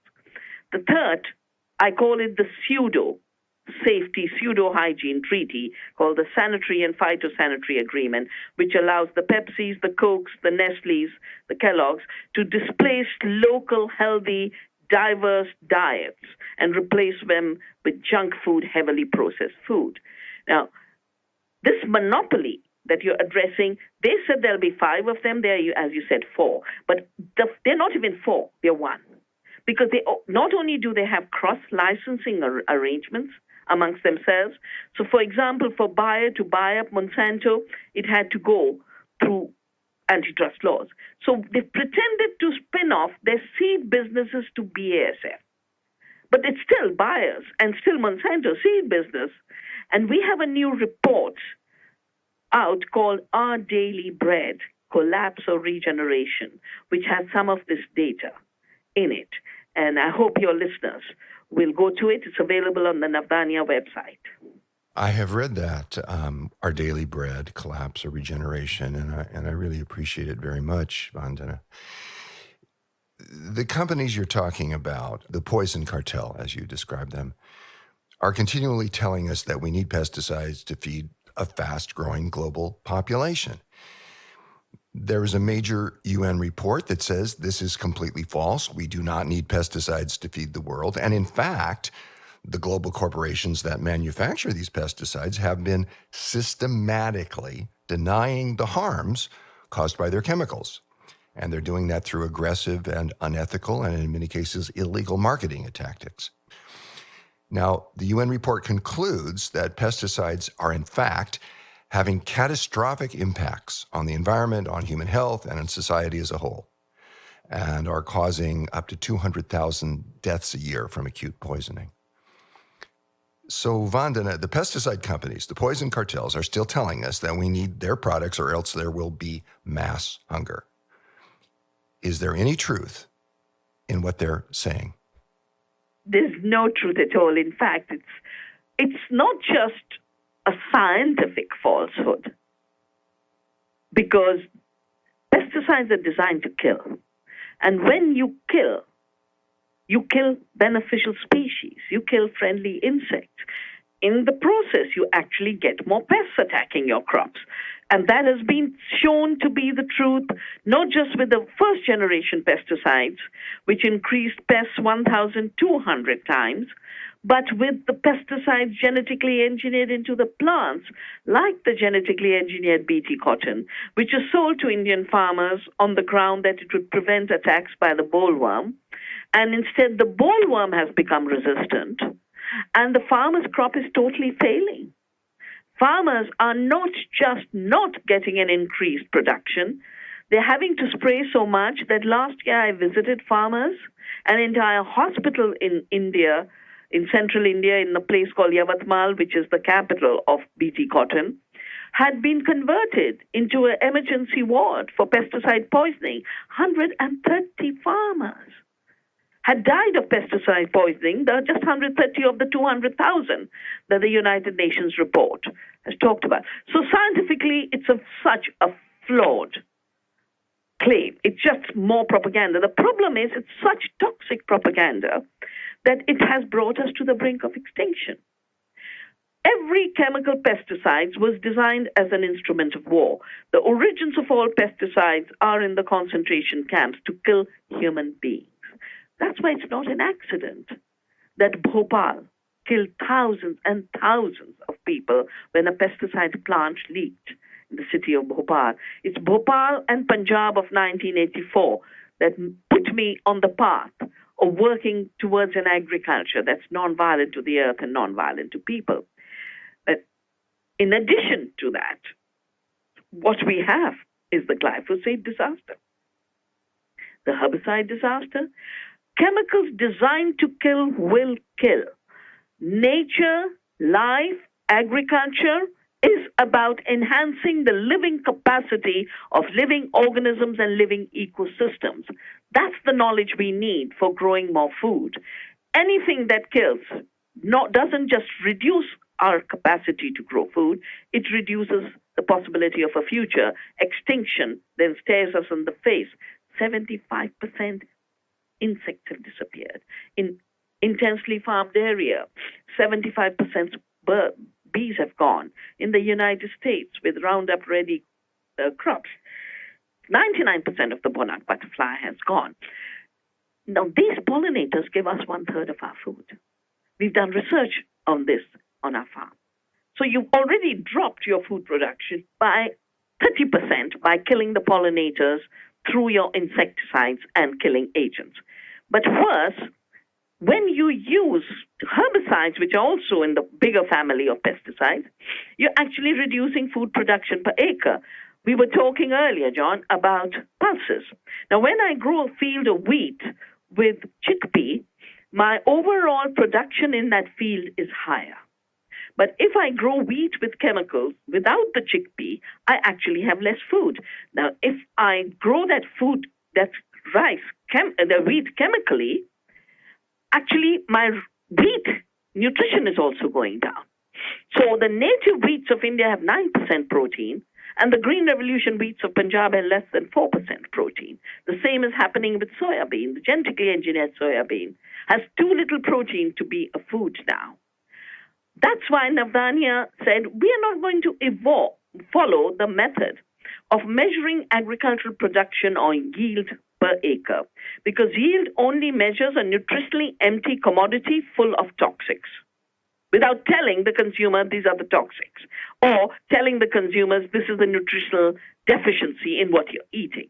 So we said, no, what we're going to focus on is nutrition per acre, including the nutrition in the varieties we are growing. And it is now coming out that farmers' varieties, heirloom varieties, native varieties, in nutritional terms, have much higher nutrients, much higher phytochemicals, much higher antioxidants. And that's what matters as food, because food is supposed to nourish our body. It's not a commodity for trade. The second thing we measure is biodiversity output. And that biodiversity output measures in nutrition per acre, gives us more health for the planet, gives us more health for people. We have these reports up on our website available for anyone to download and read. And our data is showing just by loving the earth, by protecting biodiversity, by sharing the gifts of the seed and not letting it become a monopoly, we can feed 2 times the world's population.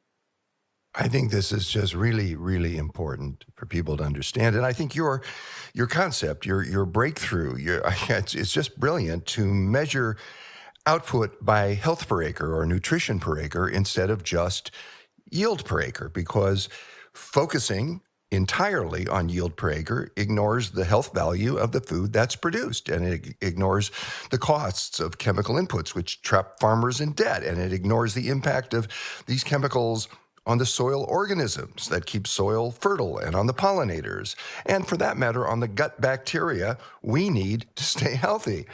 The chemical pesticides, you mentioned a moment ago, were designed as instruments of war originally, and these war chemicals found their way into pesticides and nitrogen fertilizers. I'm remembering one of our earlier conversations. It's something you said has really stayed with me. You said that how our food is grown begins in our minds and in our hearts, because when our minds are militarized, when our minds are at war with the world, we create food systems based on warfare, which is what we've done. But when our minds begin with love for the diversity of this planet, and with recognition that with healthy soil and seeds, we can be co-creators of a healthy and safe food system, then we are on the right path. And I'm wondering, can you elaborate on this? I think this is a really critical reality. There's not just a clash in values here. There's a clash in worldviews. Absolutely. And that's why I've repeatedly said, organic is a worldview. Organic is not a product.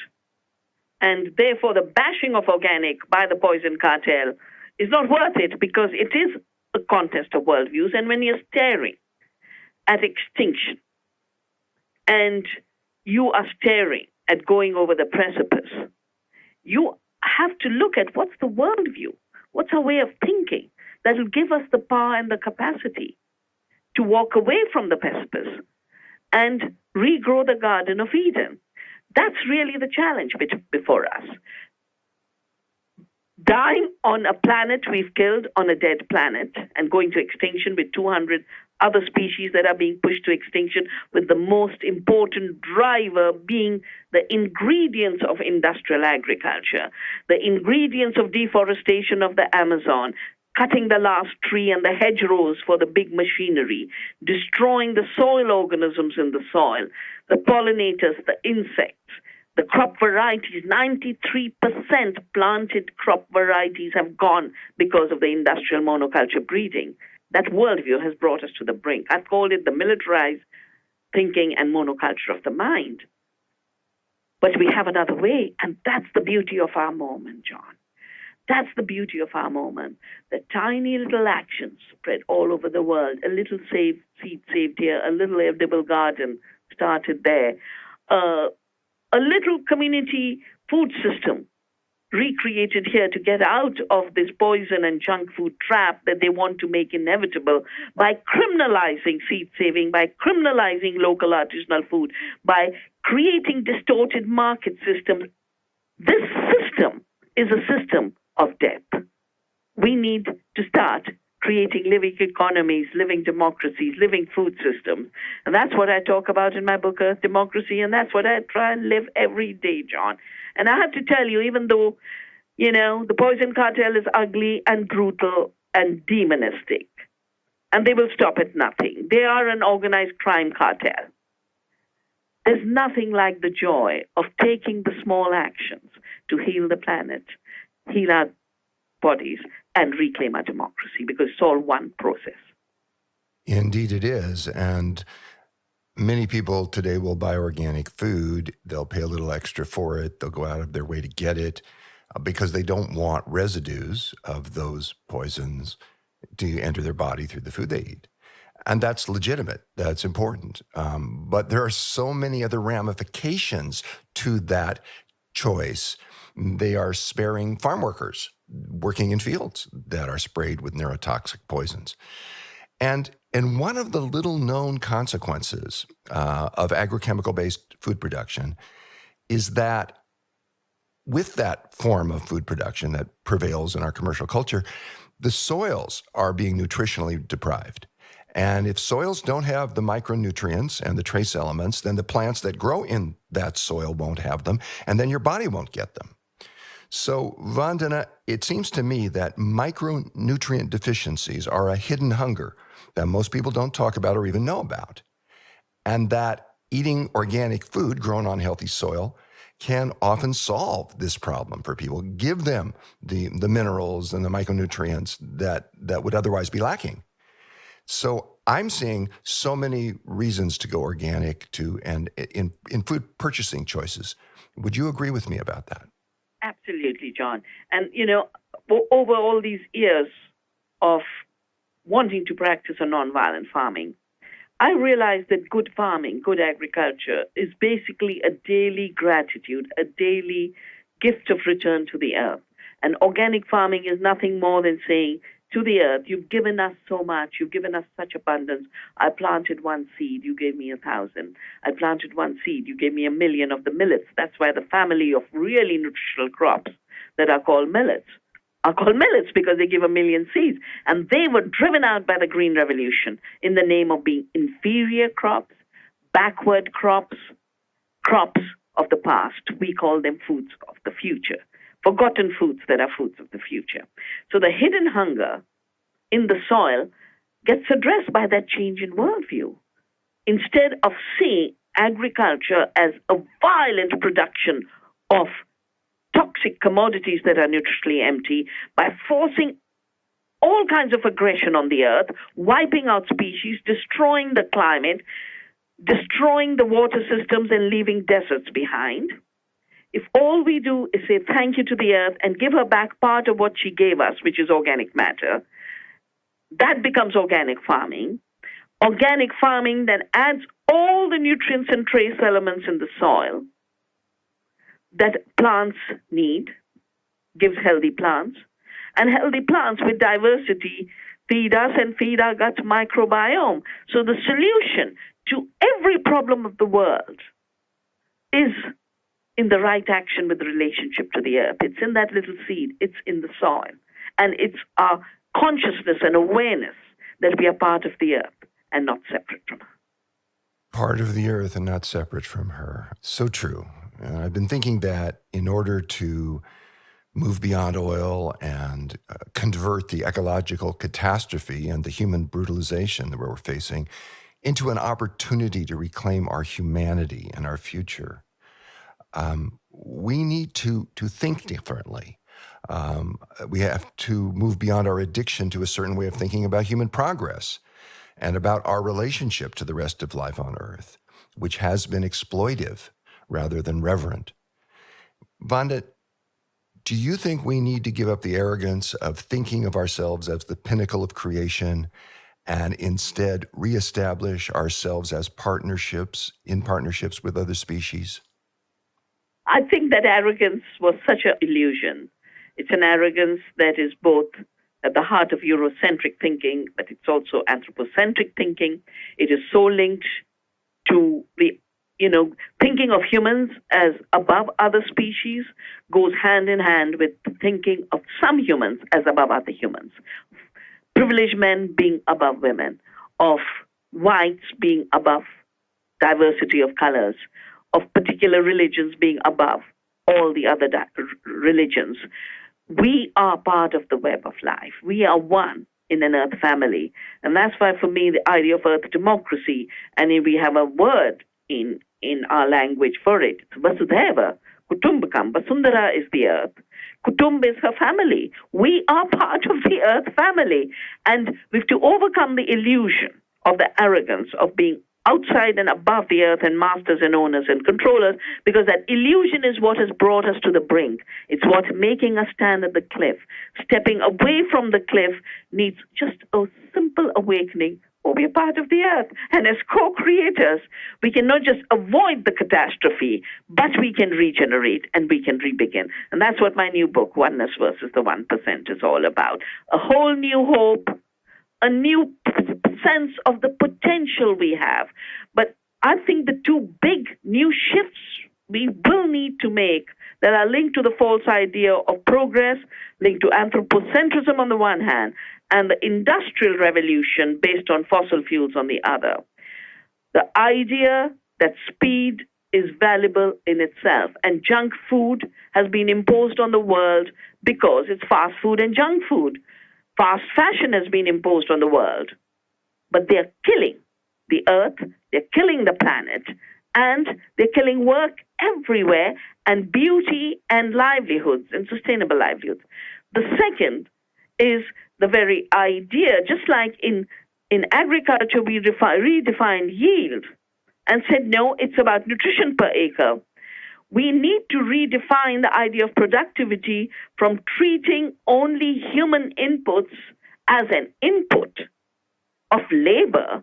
And the more you can minimize labor, the more you can get rid of people, the more productive and efficient you are. And you treat this trajectory as inevitable, to the point that Mark Zuckerberg, who tried to steal Indian agriculture, and we had a big movement to keep him out of Indian farming, he gave a talk at Harvard last year and said, with artificial intelligence, 99% human beings will be useless.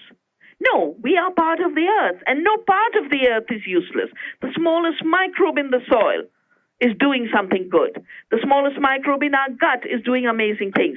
The smallest human being has amazing potential and contributions to make. We are not useless. We are not disposable. And your idea of defining productivity is what's brought us to the mess.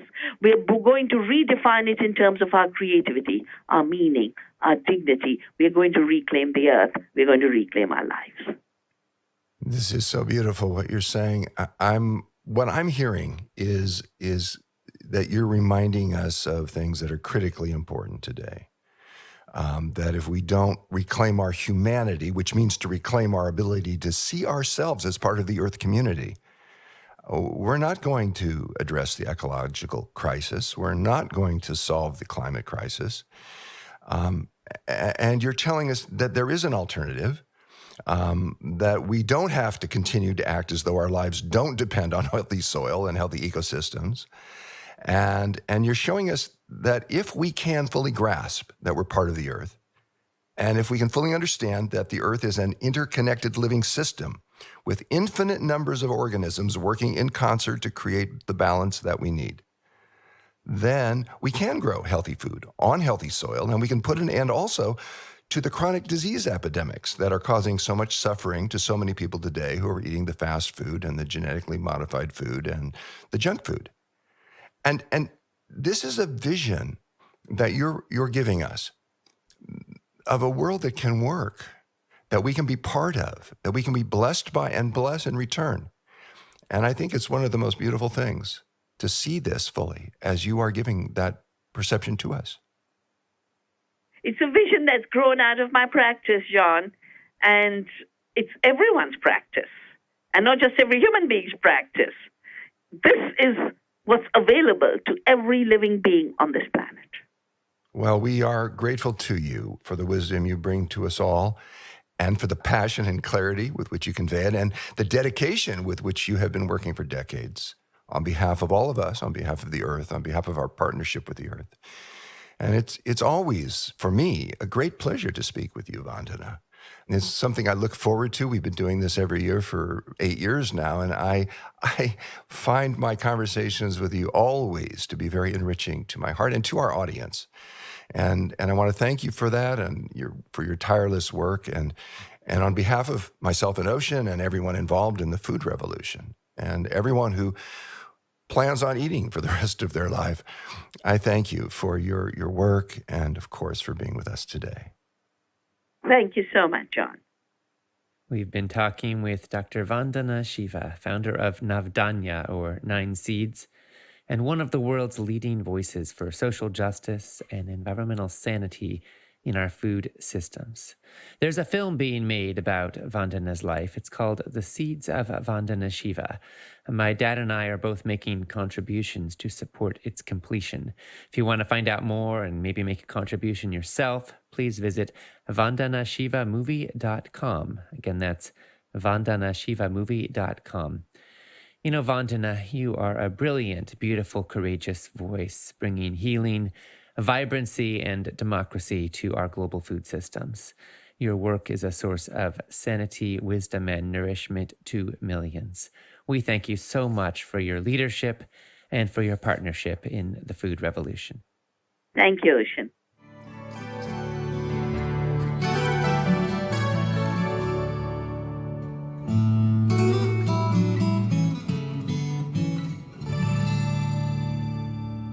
Thank you so much to Dr. Vandana Shiva and to my dad and colleague, John Robbins, for that extraordinary conversation, to express your opinions on what you've been hearing and to find out what other people are saying. Post and engage in the comments section on the broadcast page. Make sure to refresh those comments so you can see the most recent ones that have been submitted. There is a button right there to help you make that easy to do. Our next presentation will be an interview with guerrilla gardener, gangsta gardener Ron Finley. It will start at the top of the hour in approximately 19 minutes.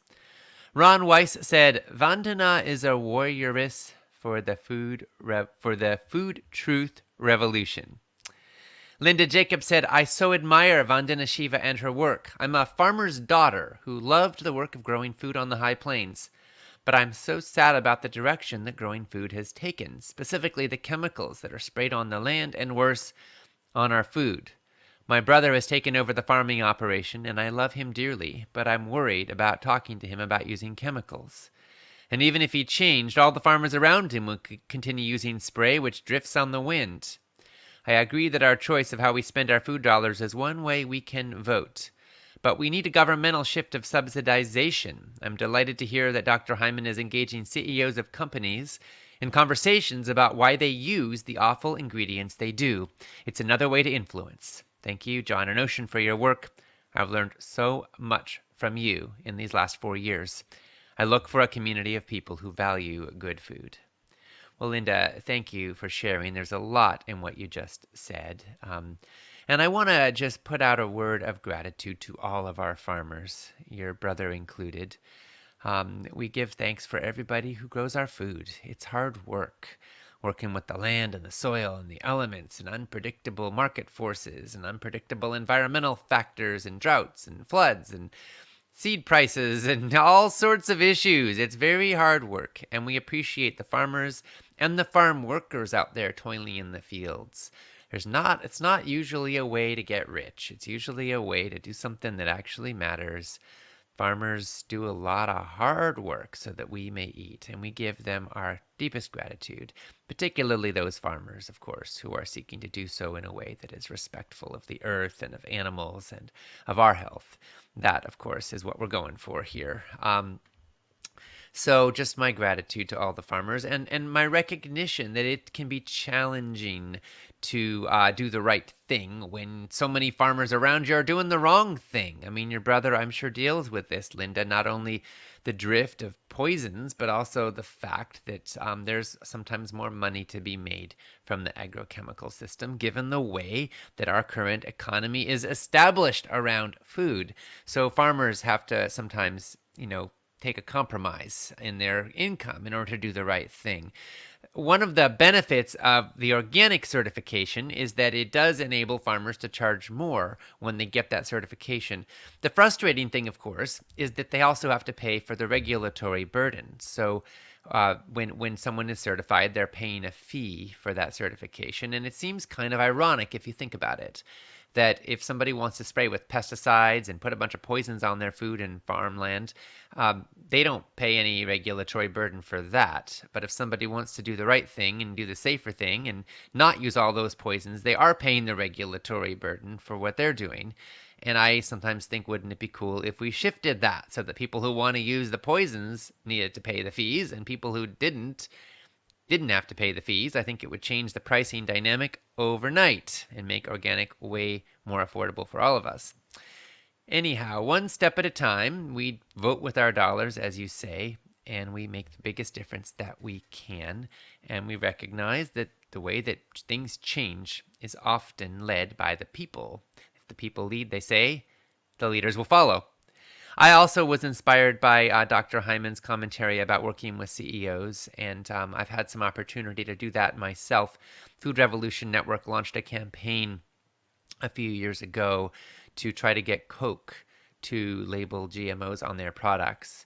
And we focused on a boycott of the natural brands they own, like Honest Tea and Adwala and Zico Coconut Water and Dasani.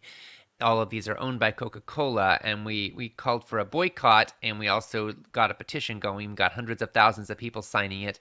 Then we went to them and said, hey, you guys say that you support transparency. You say you support consumer empowerment, but you're fighting GMO labeling and spending millions of dollars on that effort. What's going on here? We think you need to make a change.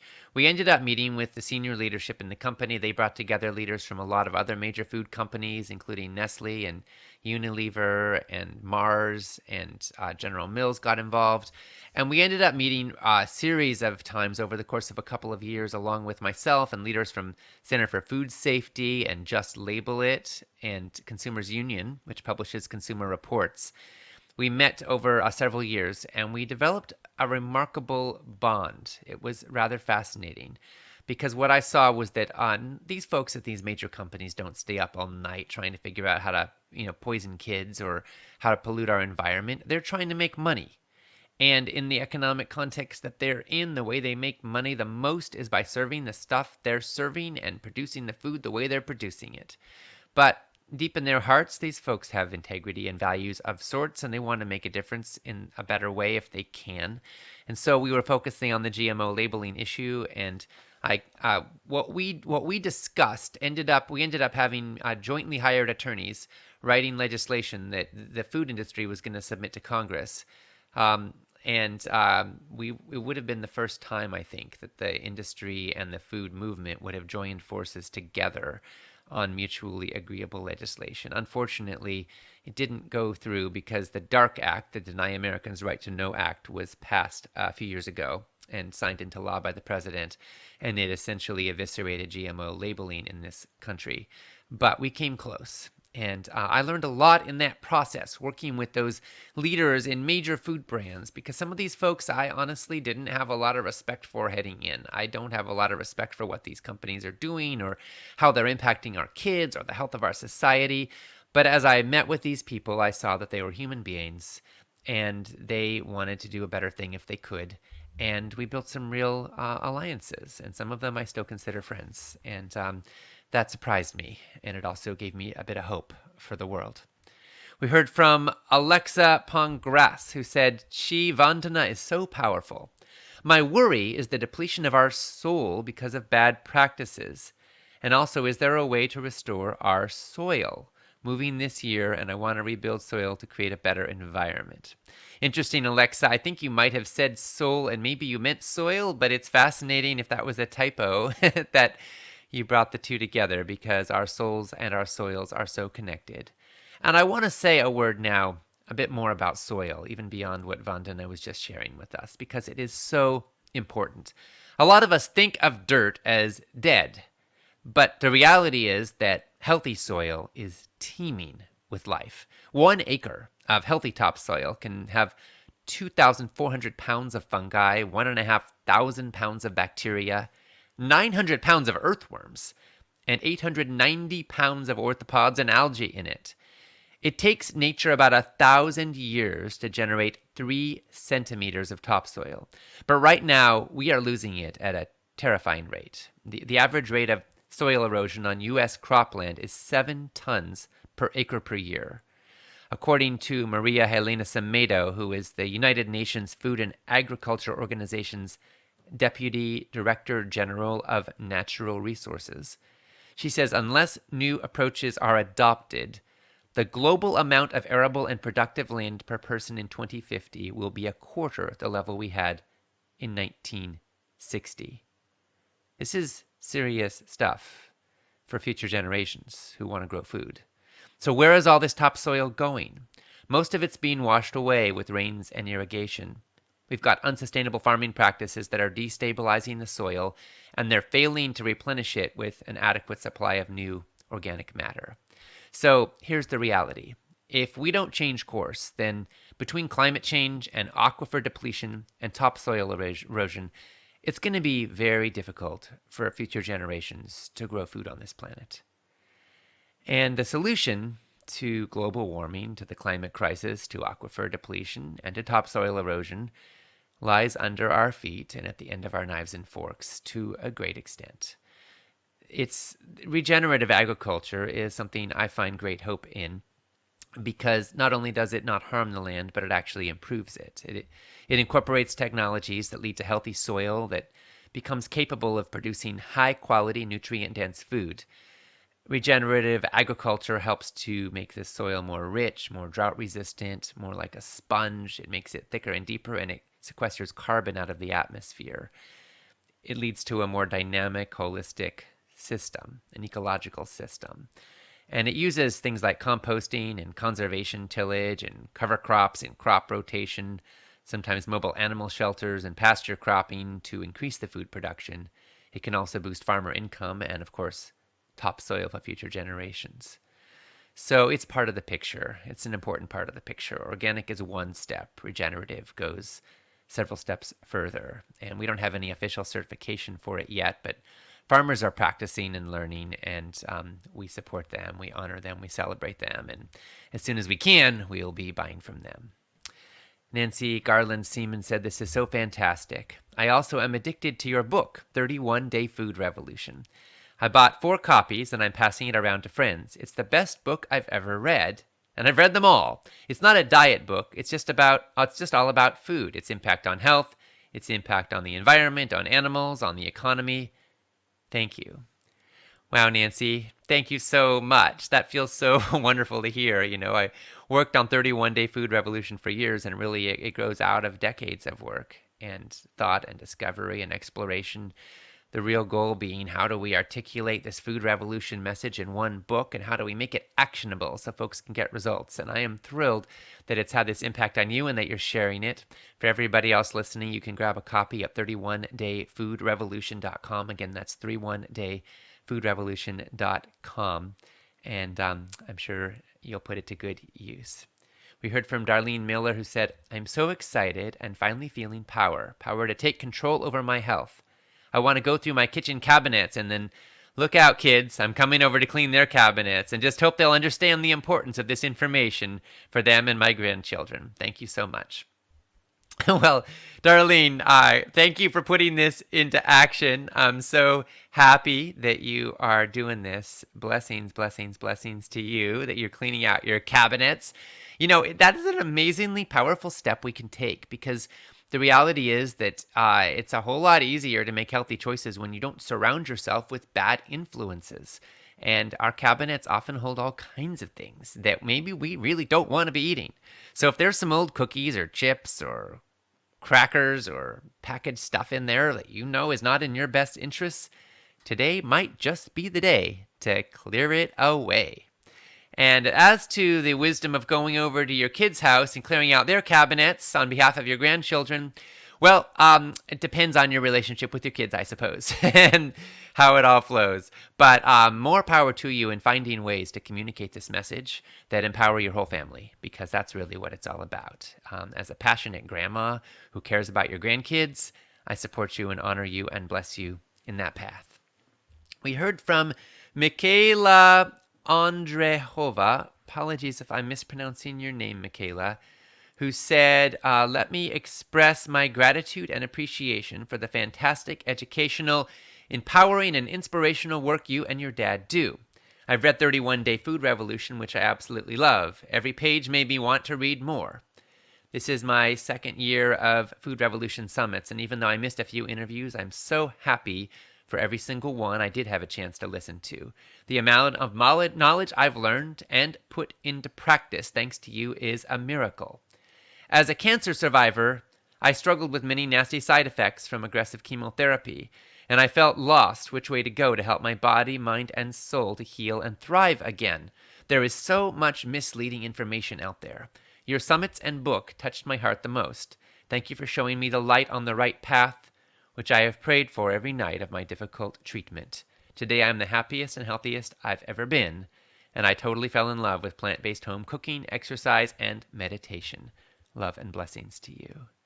Well, Michaela, thank you so much for sharing your profound story, your prayers, your discoveries, your appreciation of 31 Day Food Revolution, and of course of this summit. I'm so happy and grateful that you are learning and receiving so much from the work that we do. And we want to help you go further. I heard that you missed some of the interviews. We don't want you to have to miss any of it. So we're going to gift you with an empowerment package. You'll own all of the interviews and the transcripts for life. Congratulations to you. And I know you'll put it to good use. Our team will be in touch. And we also heard from Rupa Nath, who said, after quitting my job and PhD because of chronic migraines, I've been relentlessly trying to find a solution for years. All my research takes me back to one thing, and that is food. But there's so many conflicting theories out there that it gets confusing most of the days for me. This summit is clarifying and bringing things together, many aspects of healthy food. It's one of the most valuable pieces of information I've found. In spite of having a bad migraine for the past few days, I'm making all efforts to listen to all your interviews. Well, Rupa, thank you for sharing your journey, and I'm sorry that you're struggling with all these migraines. I do want to share what might be something of a breakthrough resource. It might be helpful to you. It's the power of ginger. Recent studies have shown that ginger may be more effective than the most popular anti-migraine drugs for a fraction of the cost and without any of the side effects. In fact, the only side effects are good ones. We published an article about it on our blog at foodrevolution.org. And ginger can be really helpful, but it's not the only thing that can be helpful. All anti-inflammatories can be beneficial. And in this light, we'd like to offer a gift to you. We work closely with a company called Pura Thrive, and they make a product called Curcumin Gold, which basically takes turmeric and the curcumin in turmeric, which is the most powerful anti-inflammatory food medicine that I know of. And they also add ginger to it and the omega-3 fatty acid DHA. And then they mix it all up with a liposomal delivery system that increases bioavailability by, according to certain studies, 400 times. So it really gets into your body at a much deeper level. We've been very impressed with the research on this product and with the responses to it. So we've shared it widely. And we'd like to gift you with a 60-day supply. I don't know if it will help with your migraines, but I think it's worth a try. And Pura Thrive will be sending that to you. They invited us to choose somebody to give it to. So you're the one. So we'll be in touch with you. And congratulations. And I hope it helps you. I really do. We've heard from, let me just see here. Here's another one from Suzanne Schaefritz, who said, "Beloved Ocean, you're doing an amazing job introducing this series. Your energy and love is so powerful, and it creates a space for transformation for everyone listening, for themselves, for loved ones, and for the planet. I also want to thank you and your father for dedicating your lives to this. I agree with Dr. Perlmutter, who said the two of you working together is so beautiful. You two, along with the amazing presenters for this series, which has been excellent so far, riveting and so helpful for the planet. I've been listening for a couple of years, and I'm still learning more and refining my life, my eating, my lifestyle, doing deep healing work." And Suzanne went on to say, "Mark Hyman truly inspires me, and so has every single presenter in a different way. I'm plant-based, mainly vegan, drinking celery juice, eating superfoods, very organic when I can. Affording it all is a challenge." Well, Suzanne, we want to support you. I realize it can be a challenge to afford it all, and we're so grateful that you're here and that you're carrying this work forward. So we're going to gift you with an empowerment package to help you on the journey. So you'll own the MP3s and the transcripts for life. Congratulations. And I know you will put it to wonderful use as well. And we're just so glad you're here with us. So thank you for being a part of this food revolution. And now, in a moment, it's going to be time for our interview with Ron Finley. But first, a word about the Food Revolution Network mission. At Food Revolution Network, our mission is healthy, ethical, and sustainable food for everyone who eats. We want kids to learn about healthy food in school. We want doctors to learn how nutrition impacts health in medical school. We want the routine use of antibiotics banned from factory farms. We want a world where everyone, regardless of their ethnic or economic background, has knowledge of and access to healthy food for their family. We want a world in which heart disease, cancer, Alzheimer's, obesity, and diabetes are rare, and in which vibrant health is the status quo. We're spreading the word and standing for change. And with every empowerment package purchased, we make a donation to Trees for the Future, enabling them to plant an organic fruit or nut tree in a low-income community. Join this movement and support this mission.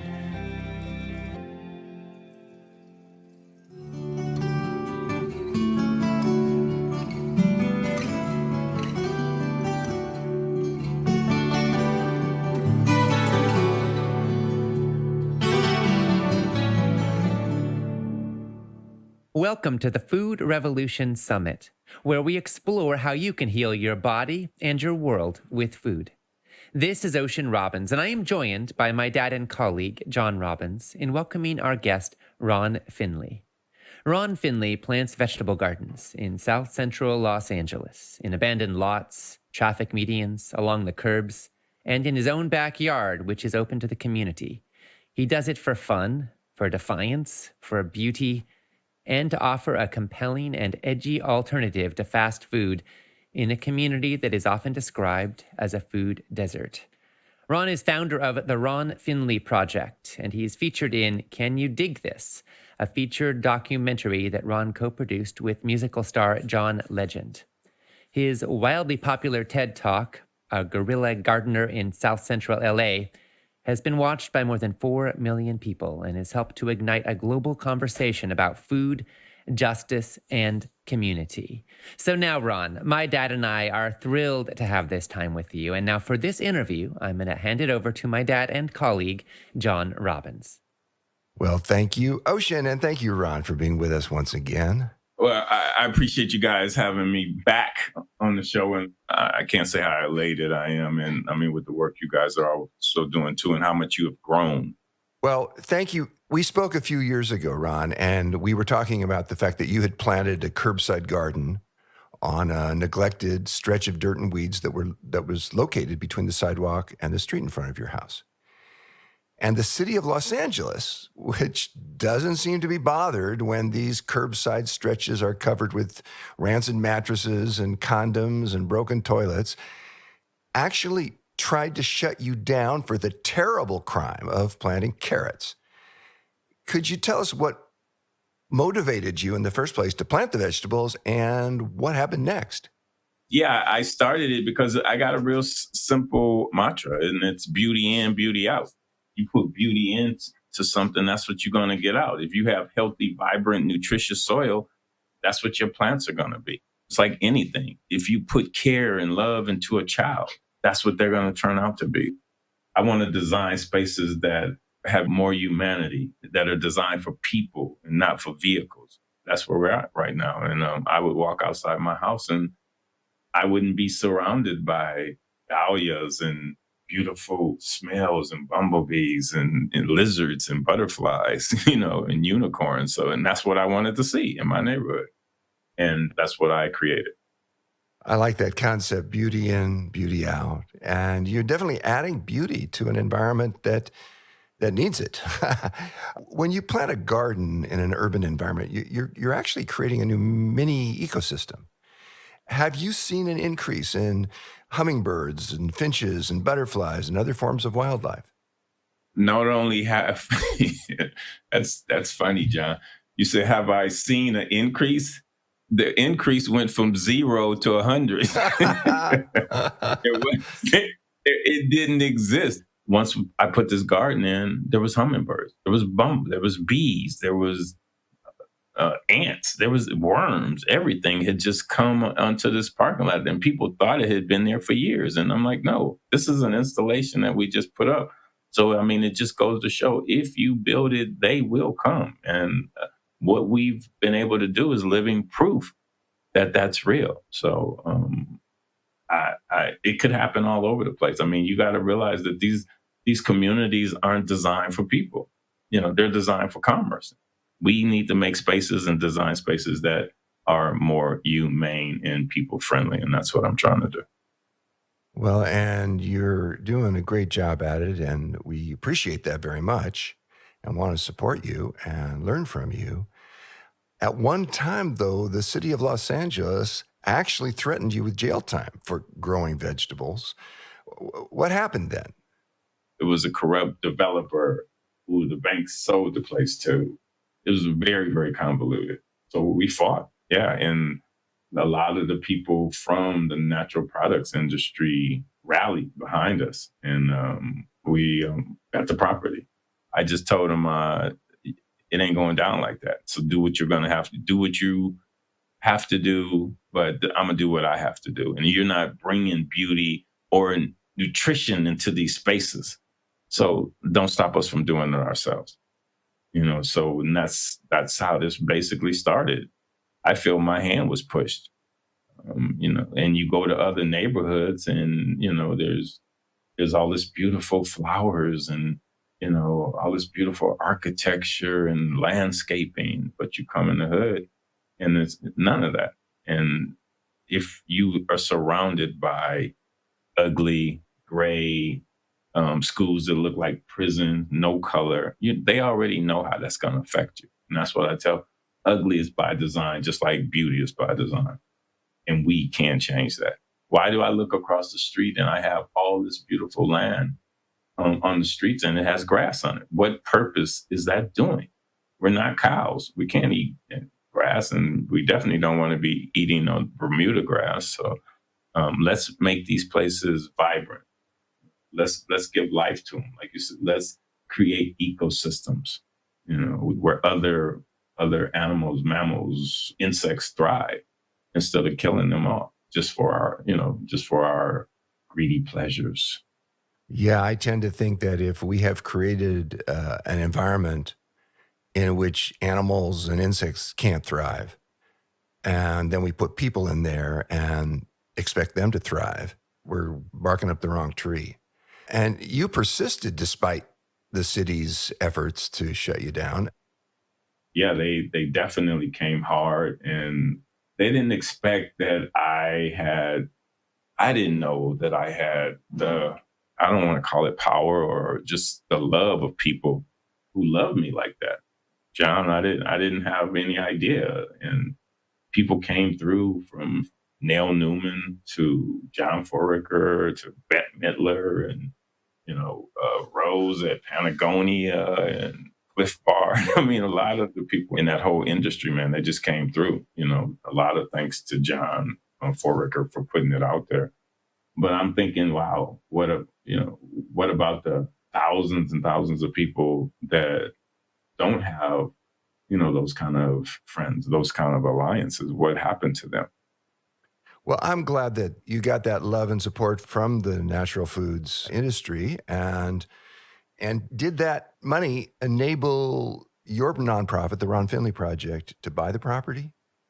Yeah, we raised it. That was the reason we raised the money. We did a GoFundMe, and we raised the money just for that, just to buy the property, because we were already fighting in court, to the tune of thousands, and John Parker said, "Hey, man, we don't have time for this. Just let's just buy the property." I'm like, how do you buy your property back? Why do you? We already have it. The way they're doing it is just criminal. Because they don't expect. What happens is they don't expect anybody to fight them.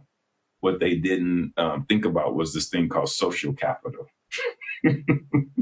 Well, they thought that you'd roll over, that they could just take advantage of you, and they probably could have, except that you had social capital. You had a web of interpersonal relationships. You had a lot of people who appreciated what you were doing and who valued what you were doing. And that caught them by surprise, because there's something about our society that teaches us to value the wrong things. We value the stuff that we can purchase. We don't value soil. We don't value, the corporations value water. Oh my God, do they? Because they take it from us and sell it back to us. So what are we teaching kids to value? Tennis shoes, where in some cities they kill people over them, diamonds, and even money, so, but do they value themselves? How many kids every day get told that you are the most valuable, precious thing on this planet? There's nothing more important than you. So what do they do to get that value? The stuff that they see on TV.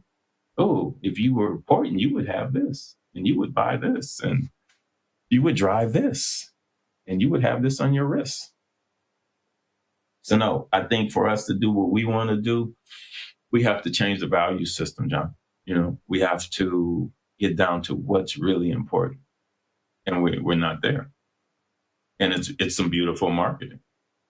Well, you're right. The commercialism of our culture has devalued in a lot of our minds things like soil and clean air and clean water and a healthy environment and healthy biosystems and for that matter, having creatures in our life, other animals, insects, butterflies, hummingbirds, the whole range of the web of life, healthy and vibrant. That's what makes life beautiful, and at a certain level, that's what makes life possible. Right. No doubt. So you live in South LA, and you referred to it a moment ago as the Hood. It's an area known for liquor stores and drive-throughs where people can buy fast food without leaving their cars. And it's also known for high crime rates. Homicides in LA kill more than 500 people every year, and many of those are what are called drive-by shootings. Now, you said something, and I think you've said it repeatedly, that I find very powerful, and I want to ask you about it. You've said that the drive-throughs, the fast food restaurants, are killing more people than the drive-bys. And I imagine this could be hard for some people to understand. So can you explain what you mean by that? What I meant by drive-throughs are killing more people than the drive-bys. The numbers of drive-bys are so down and so insignificant to the people that are dying from what the diseases that they're getting from the fast food that they're eating. And that's what that means. A lot of people get it. A lot of people don't. That's what it is. And the thing about it, they do it legally. They do it legally through the food industry, through the government. They're allowed to do it with no repercussions whatsoever. The only repercussion is they get rich. But I guess that is a repercussion. So and kids get obese, and kids get diabetic, and everybody is malnourished. Even if they're overweight, they may be eating excess calories, but the calories are deficient in nutrients, and so they're, in some ways, their cells are actually starving, even if they're fat, even if they're eating a lot of food, because most of it's highly processed junk food, and it's not really providing the nourishment to their cells that their cells need, that all of us need. And so when I see the fast food restaurant chains, be they in whatever neighborhood, I know that the people who are eating there are getting immediate gratification. It's very convenient. It's pretty darn tasty. It's relatively inexpensive in terms of the cost of the food at the moment that you purchase it in the dollars and cents level. But in terms of the cost to your body, to the health of your body, to the well-being of your life, to your mental clarity, to your emotional resilience, to your moods, to your ability to function as a competent and effective and creative human being, well, the costs are extravagant. I think we go back to, what do you value? All of this is value. What have you been trained to value? That convenience is conveniently killing you. It ain't slowly, but and then what complex are you going to serve? Are you serving the medical complex, the prison complex? With you being in prison, who wins? With you being malnourished, who wins? There's somebody that's winning. I mean, just imagine if everybody was educated, how dangerous that is, John. It would be dangerous to those people who profit from hurting people. And, as I'm listening to you, Ron, I'm remembering that you're known as the gangsta gardener. And it strikes me that you're redefining what it means to be a gangsta. And for those people listening, how do you define gangsta? And why do you call yourself that? It's like you said, redefining it, owning it, taking it back from what it is, taking it back from being a negative, and what kids and people have been known, the gangsters is so negative, from the drugs to the violence to, it was like, it's not like they're building up communities. So to me, I wanted to change that. And these are what the images that we give these kids to look up to. This is what being a man is. Being a man is taking care of your family, your home. Being a man is, to me, the most gangster person on the planet is a farmer. That's gangster. Teachers, they're gangster. So let's change this whole badassery kind of thing into what people are doing positive to this world, positive to their communities, positive to the people around them. That's why I'm the gangster gardener. For me to have kids in India call themselves gangster gardeners, a little 12-year-old, years ago, I said, okay, my work's done. If this has gotten all the way to India and these kids understand, that this is not about, being violent or being a gang member or nothing. This is about being radical. This is about being cool. This is about, you stepping outside these perimeters that they have put you in. That's gangster. I get that you're totally redefining the word, owning it, taking it back from those who would fill it with violence and drugs and brutality. I really get that you're about changing the culture of communities. You're about serving the people. And I want to ask you, what happens in a community when vegetable gardens are planted, when people start sharing food, when the kinds of things that you're doing happen? What happens is beauty happens, life happens. People start caring about each other. Humanity happens. Safety happens. You know, you're building a connection and sharing because, as you know, you can't eat all the food that you could possibly grow. So imagine if we did that collectively, and imagine how dangerous that would be if people got together in their blocks and start growing food together. That's dangerous. that and that's what makes it gangster. If people just took back their lives, not took back their lives, if people took a hold of their lives, because most people never had the chance to have their lives. Most people don't know they're not living the life that they want to. They're living the life that's designed for them. My whole thing is, let's live the life that you design. What do you want to do? What do you want to see? How do you want to feel? And I mean, I think the whole planet would be better if we have a bunch of happy people rather than a bunch of miserable people that hate their job, hate what they're doing. Well, if what you see every day is concrete and cars and asphalt and weeds and trash, and then all of a sudden you're smelling lavender and you're smelling juniper and you're smelling rosemary and you're looking at beautiful flowers and there's fresh vegetables growing that you can eat that really nurture your cells. And bananas. And bananas, you got banana trees. That's going to have a lot of effect on a community and on people's psyches. And I mean, it sounds to me that for you, the way you're doing gardening, it's not just about food. It's also kind of therapy. It's very much therapy. It's, to me, like I said, it's therapy into being free.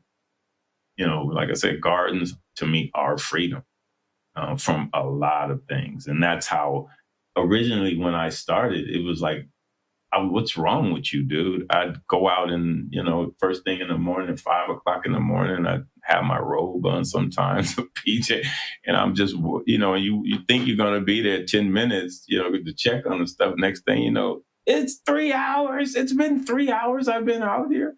You lose track of time. And I started to embrace that. Well, I'm glad that you did embrace that. They say that time flies when you're having fun. My experience is that may be true, but the time also passes without me even noticing it when I'm absorbed in something that's deeply creative and meaningful. And now, Ron, you've been traveling all over the world lately. I just got back from Sao Paulo with Alex Alatalo, the master worldwide chef. He has a thing called Fruto, where he does a food conference. And we visited some of the most beautiful organic gardens that look tropical organic gardens. And it is having an effect. I mean, I'm there, and I had a woman tell me, it's like, we have 15 gardens because of you. And I'm like, I'm in Brazil. You know what you mean? Wow. To have people in the foreign countries tell them, oh, we started this, because of you. Or I'm, somebody came, oh, I know who you are. We studied you at the university in Jordan. Are you kidding me? And it's like, but what you must realize, John, I didn't plan none of this. I didn't see this happening.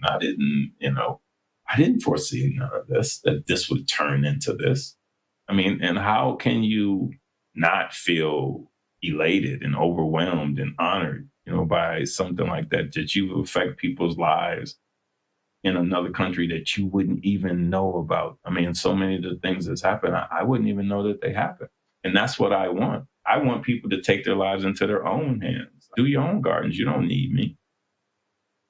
Well, they maybe don't need you to start their gardens, but your example and your message has spread worldwide. You've become something of a celebrity, but a celebrity who's celebrating life, not a celebrity who's just famous for whatever.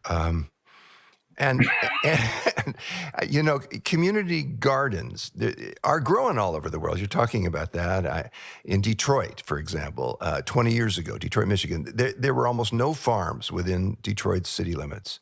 Now there are about 2,000 urban farms in Detroit, and they produce about 500,000 pounds of fresh fruits and vegetables for the city residents each year. Incredible. And I'm thinking about all the other urban centers that also have vast numbers of vacant lots that could be converted into vegetable gardens.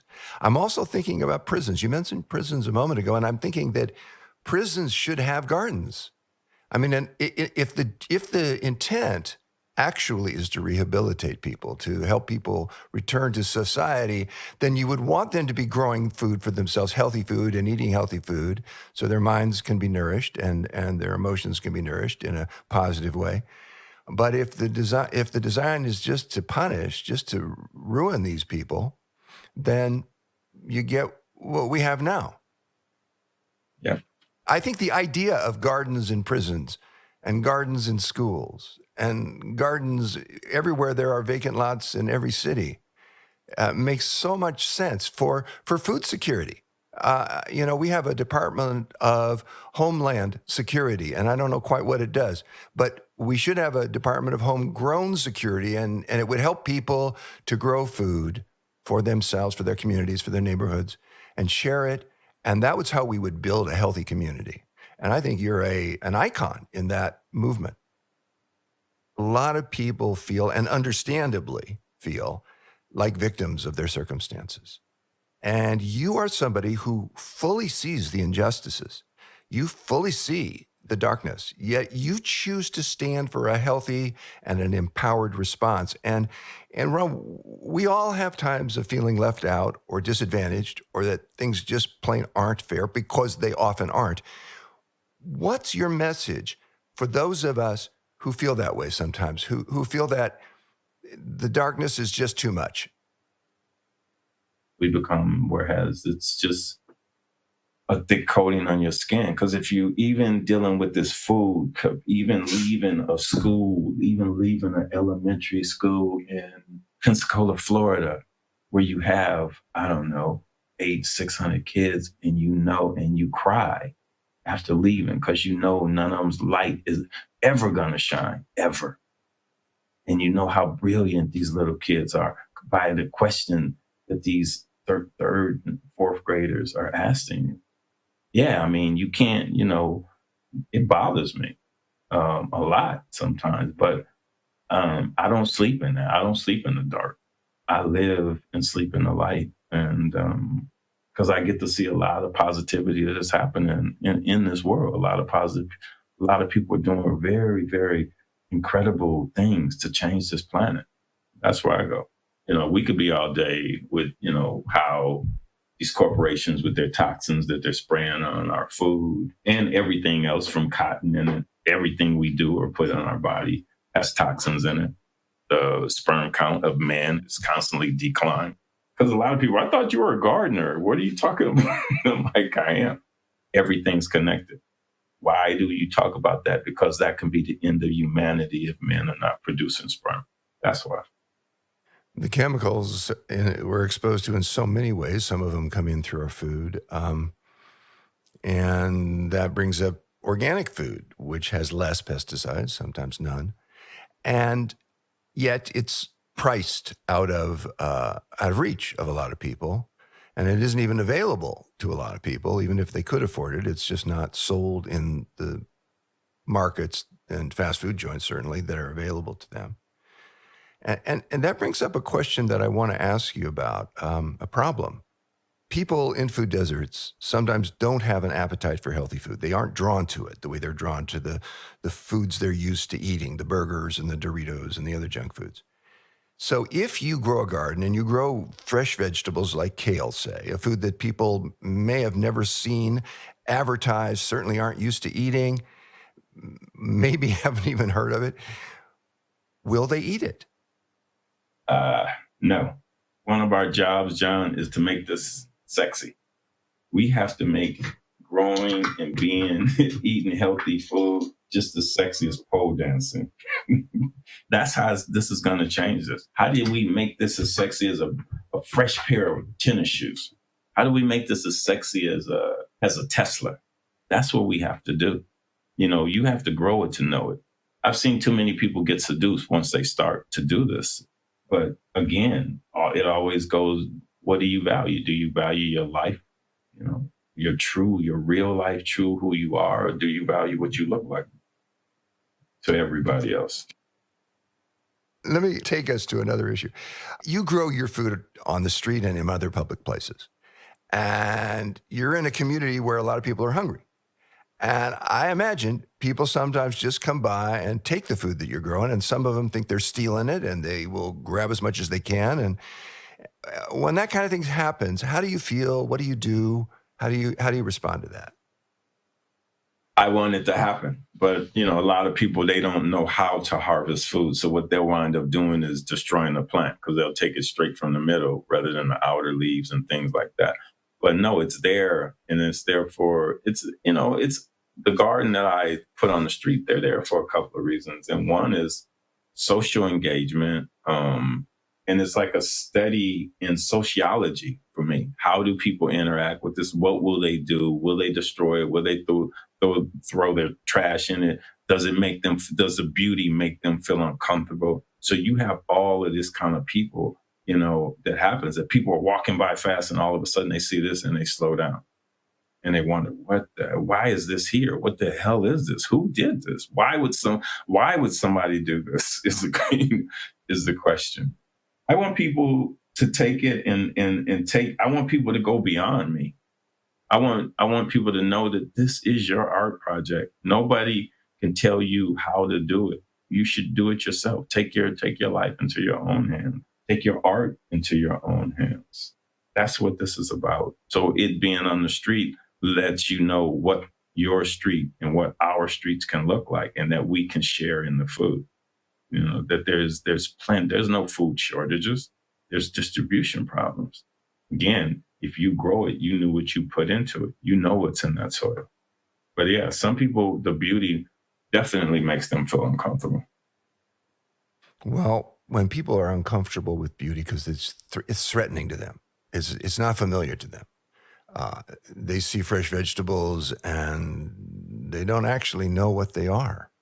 They're foreign, because they've been living in an environment in which, well, they're often called food deserts. Although you've changed that terminology. You use the phrase food prisons. Why do you do that? What's the meaning of that phrase change for you? Well, two things. You can grow things in a desert. Can't grow nothing in a prison unless you have permission. In a desert, there are techniques where you can grow food because it's against the law. It's like you're living in a prison. And that's why I took that. It's the fact that you could wound up getting arrested for planting tomatoes and carrots and feeding people. To me, that's akin to a prison. There are homeowners associations with bylaws that prohibit vegetable gardens, that require lawns, that require pesticides, and they forbid people from growing organic vegetables, but they'll require them to grow lawns that maybe look good but are full of chemicals. During World War II, though, the U.S. Department of Agriculture actually encouraged the planting of vegetable gardens. They called them victory gardens. And by the end of the war, a third of the vegetables produced in the United States were coming from home victory gardens. They were really making a change in the culture. Now, Ron, I saw a YouTube video recently with you and Rosario Dawson in which you introduced the concept of climate victory gardens. So you're working to bring victory gardens back, but victory gardens with a twist. So what is different about the modern victory garden? What is a climate victory garden? What we're talking about for the climate is to change the climate. We need regenerative gardens. We need regenerative everything. We need regenerative income. We need regenerative soil. We need regenerative air. And that's what that's about. That's what this is about. How do we build soil to sequester carbons? Like when you think of worm castings and worm farms, That's regenerative. What they're taking your rubbish and your trash and turning it into something that's far more better than what it was. Well, I'm hearing that you're about change and liberation and transformation and beauty and building community, and you're not about sustaining a status quo that is brutalizing people and oppressing people and killing people. And I'm always amazed by your positive attitude in the face of what we're all dealing with, but it's most intense in your community and in communities of color across the country. I'm trying to find your secret. Like, what is it that enables you to be so positive and so perseverant and so passionate and so effective in the face of what you know is there? It's like, are you going to let this take you down? It's like people ask me, what is your 5-year plan for this? I'm like, for anything. I said, my 5-year plan is to wake up in the morning. Because if you don't wake up, who gives a shit about your 5-year plan?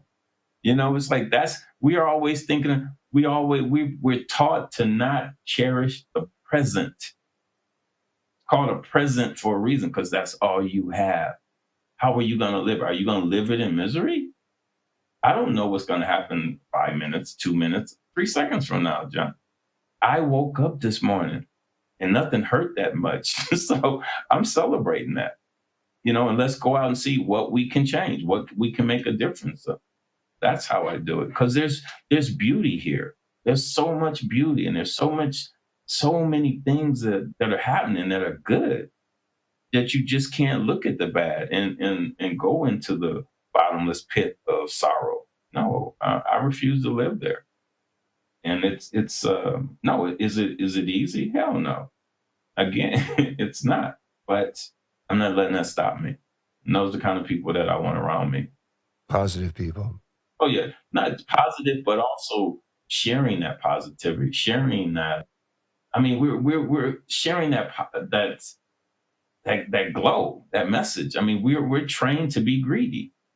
We're trained to have one thing on our mind: money, money, money, money, money, money. Success. What is your success? My success is that I woke up this morning.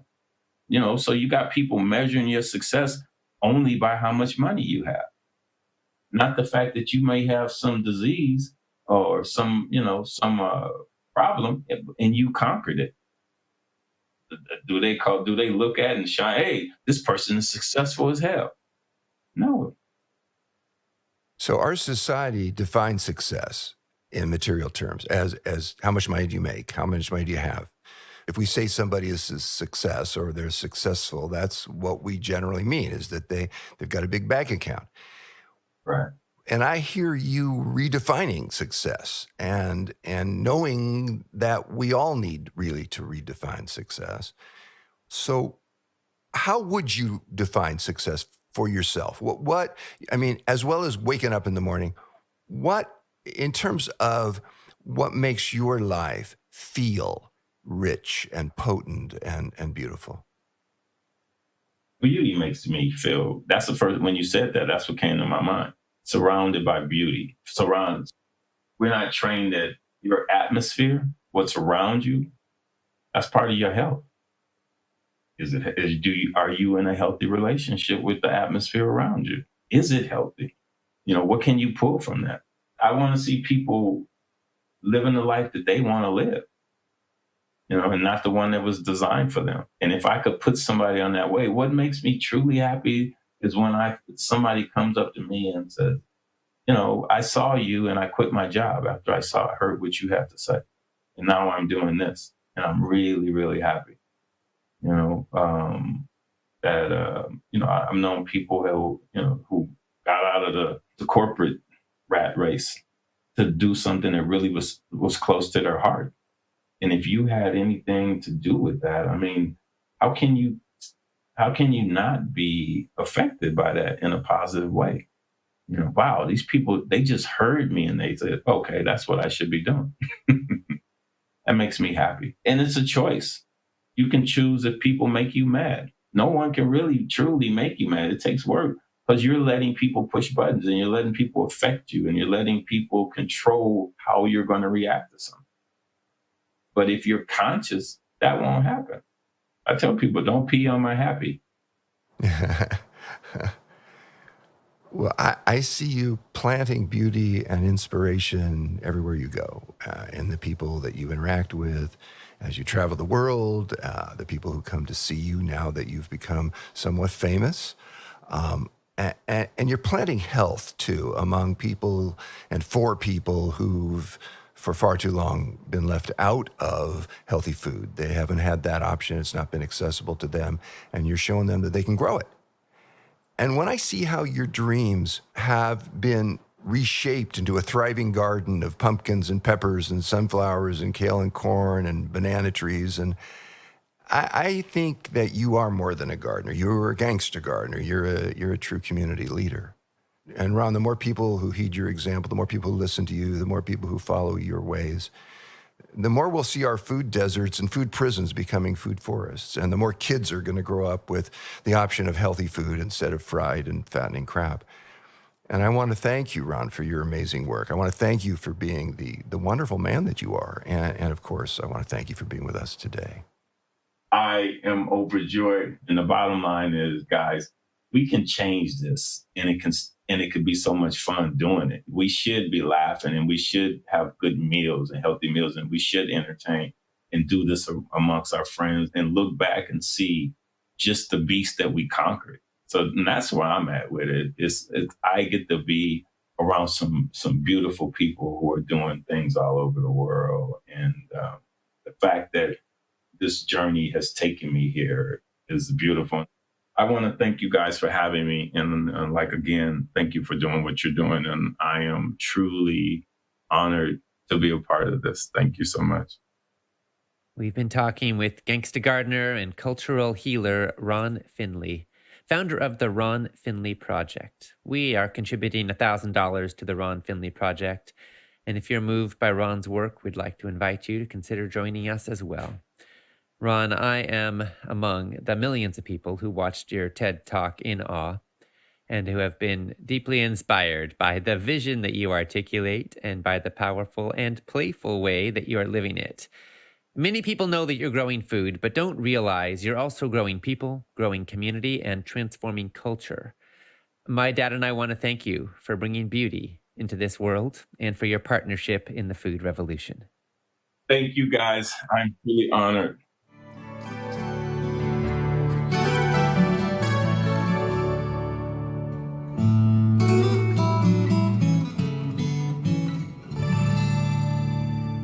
Thank you so much to Ron Finley and to my dad and colleague, John Robbins, for that totally unique, delightful conversation.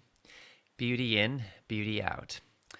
To express your opinions on what you've been hearing and find out what others are saying, post and engage in the comments on the broadcast page. Make sure you refresh those comments with the button you can find to refresh them so you can see the most recent comments.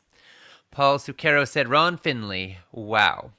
This broadcast is on fire today. This is just so good. Sandy Dev Kelly said, what a wonderful thing to do, planting food. I think we should all do this all around us. Valerie Odom said, I really appreciate what Ron is discussing about our value system. So very important. He speaks truth. Thank you for a wonderful lineup of thoughtful commentators this morning. And Naomi Baker said, this talk has inspired me to start a mini garden with my 7 and 10-year-old boys. We have plenty of empty pots. My big son is drilling holes for irrigation. Thank you, Ron, John, and Ocean, for giving me this epiphany. I have loved these talks. I want to share them with my kids. They have agreed to give up Cheerios, and they know why. Wow, Naomi, thank you for sharing. What wonderful news. You know, there are a lot of studies showing that when kids grow vegetables, they're more likely to eat vegetables. It's the best way to encourage a lifetime of healthy vegetable consumption, actually, is getting kids engaged. The experience of connecting with the living earth, with the soil, with the water, with the cycles of life is transformative. Food doesn't just come from a grocery store or from packages. It actually comes from the earth. And once we know that in our bones, in our bodies, our whole sense of place on the planet can change. And it's never too early for kids to get that direct, lived experience. Besides which, a lot of kids love harvesting, particularly if they can eat the things they're harvesting. I've seen kids who hate vegetables and they go out there and just start munching on kale right off the plant. So it can be very cool. Wonderful that you're doing that, and also that they're giving up Cheerios and know why. Well, I'm just thinking that you're having some real conversations. And a lot of people think that kids, say 5, 10 years old, are too young to talk about food with and talk about the issues with. But I'll tell you, my dad and I were talking about factory farms and sugar highs and lows when I was like 6 years old.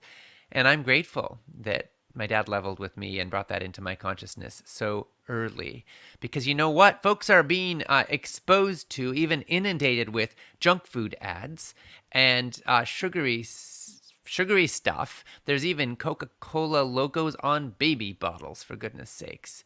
And in this context, we kind of have to start early because they need an immune system early because they're being exposed to a toxic food culture before they can even talk.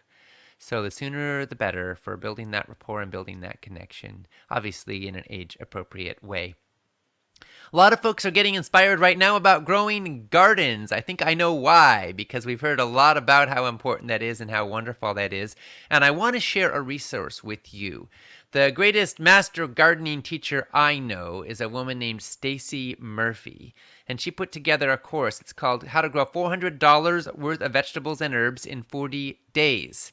It's a real jumpstart course for getting things going fast and getting results, and she knows how to do it in all kinds of different climates and ecosystems and places. And her course, normally it costs $197, but it's actually a free bonus when you get the empowerment package. It comes totally for free. It's one of 29 bonuses that come with the empowerment package. You probably won't use all of them, but if even one or two of them is useful to you, then that more than covers the price of the package all by itself. And that's not even counting, of course, the package itself. So just want to let you know that that's one of the great resources that comes with it. And I just think Stacy's amazing. We heard from Anne Odenhall, who said, I was able to get on the library list early to borrow Ocean's new book when it was released. I couldn't put it down. I especially liked Ocean's mom's recipe for cooking greens. Like your father, Ocean, you are incredibly kind, non-judgmental, and a compassionate person.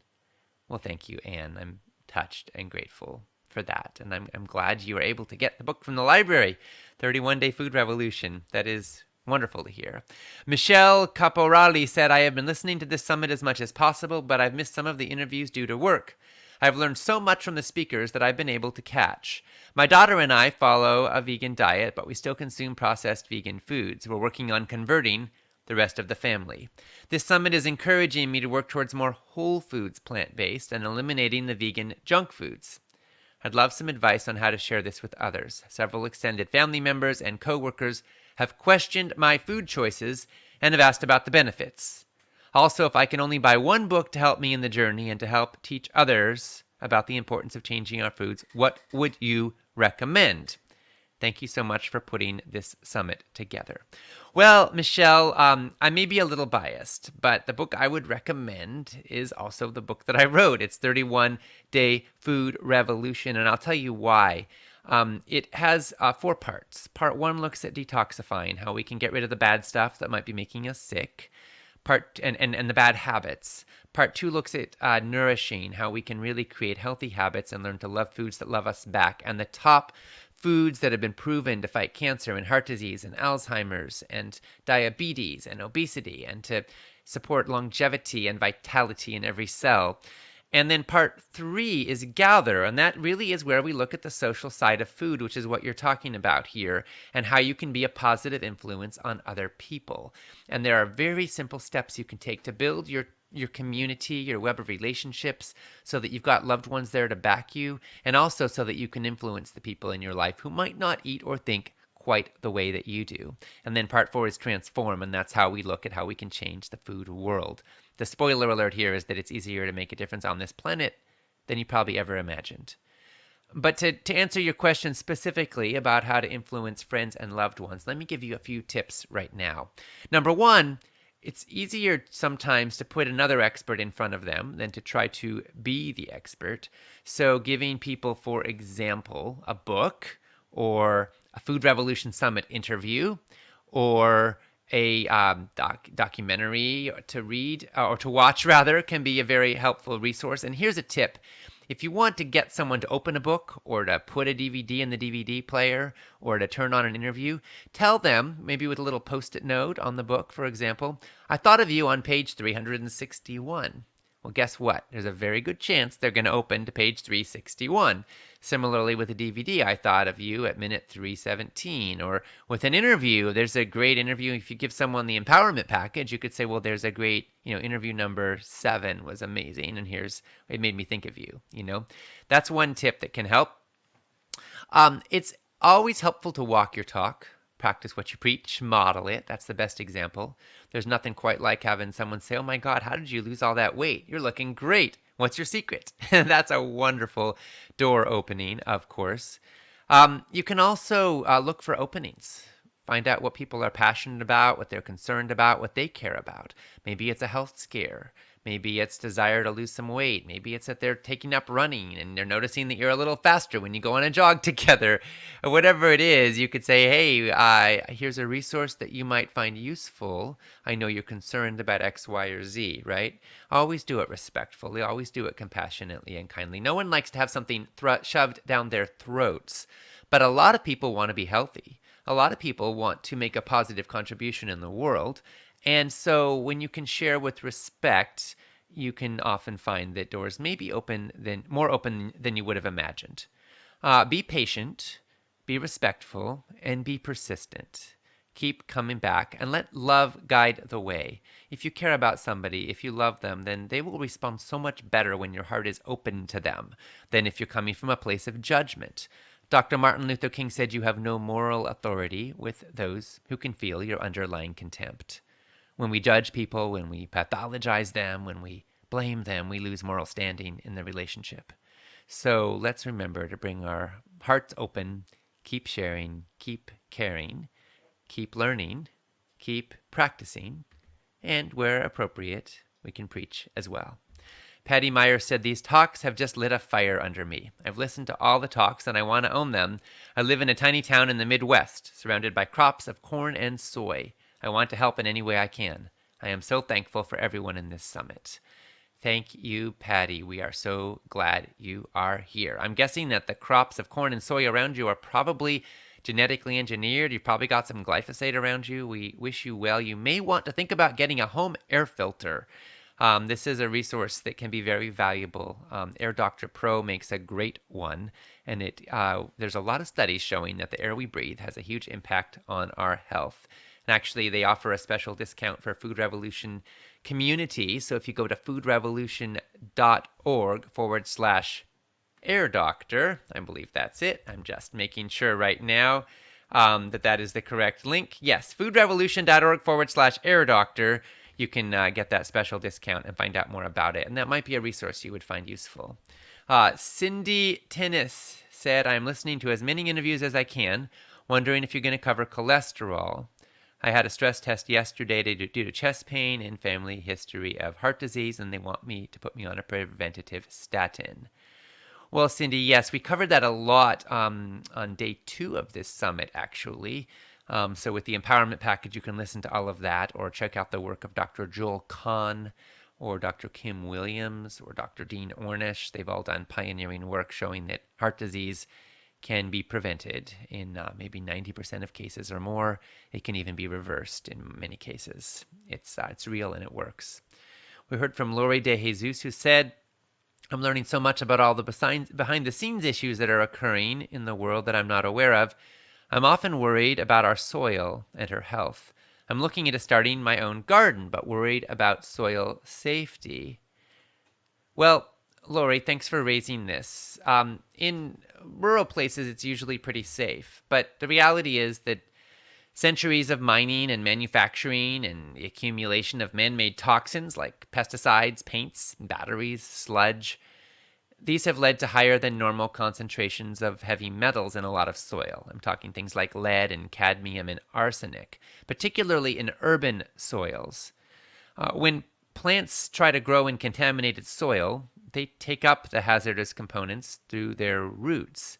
And that ultimately comes back into the human population through the food we eat. So if the plants you eat are contaminated, then you will be too.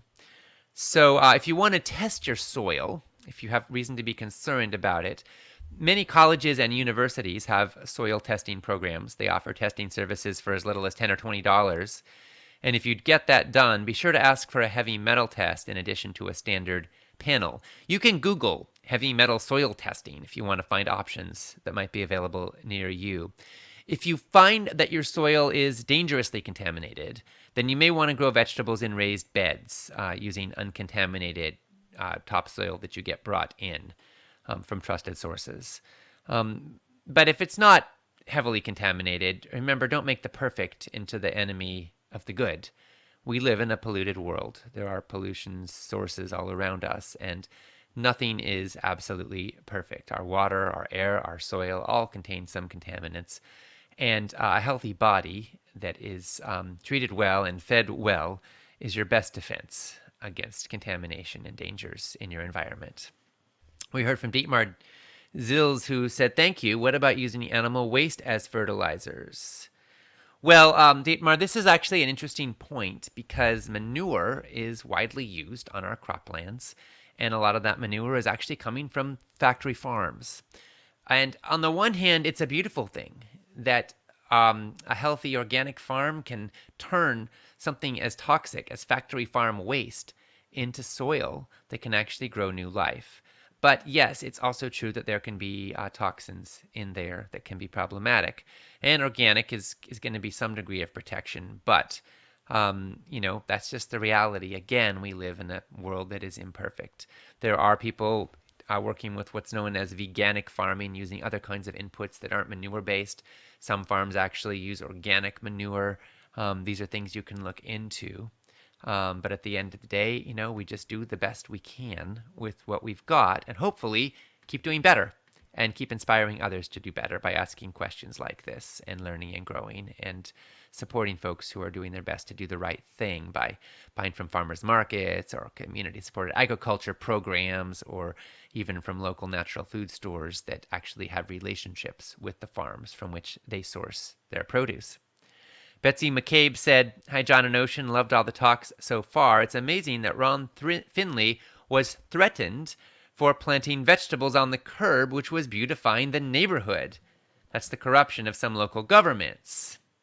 Keep up the great work. I'm going to look at my finances to see if I can afford the empowerment package so I can share it with my loved ones.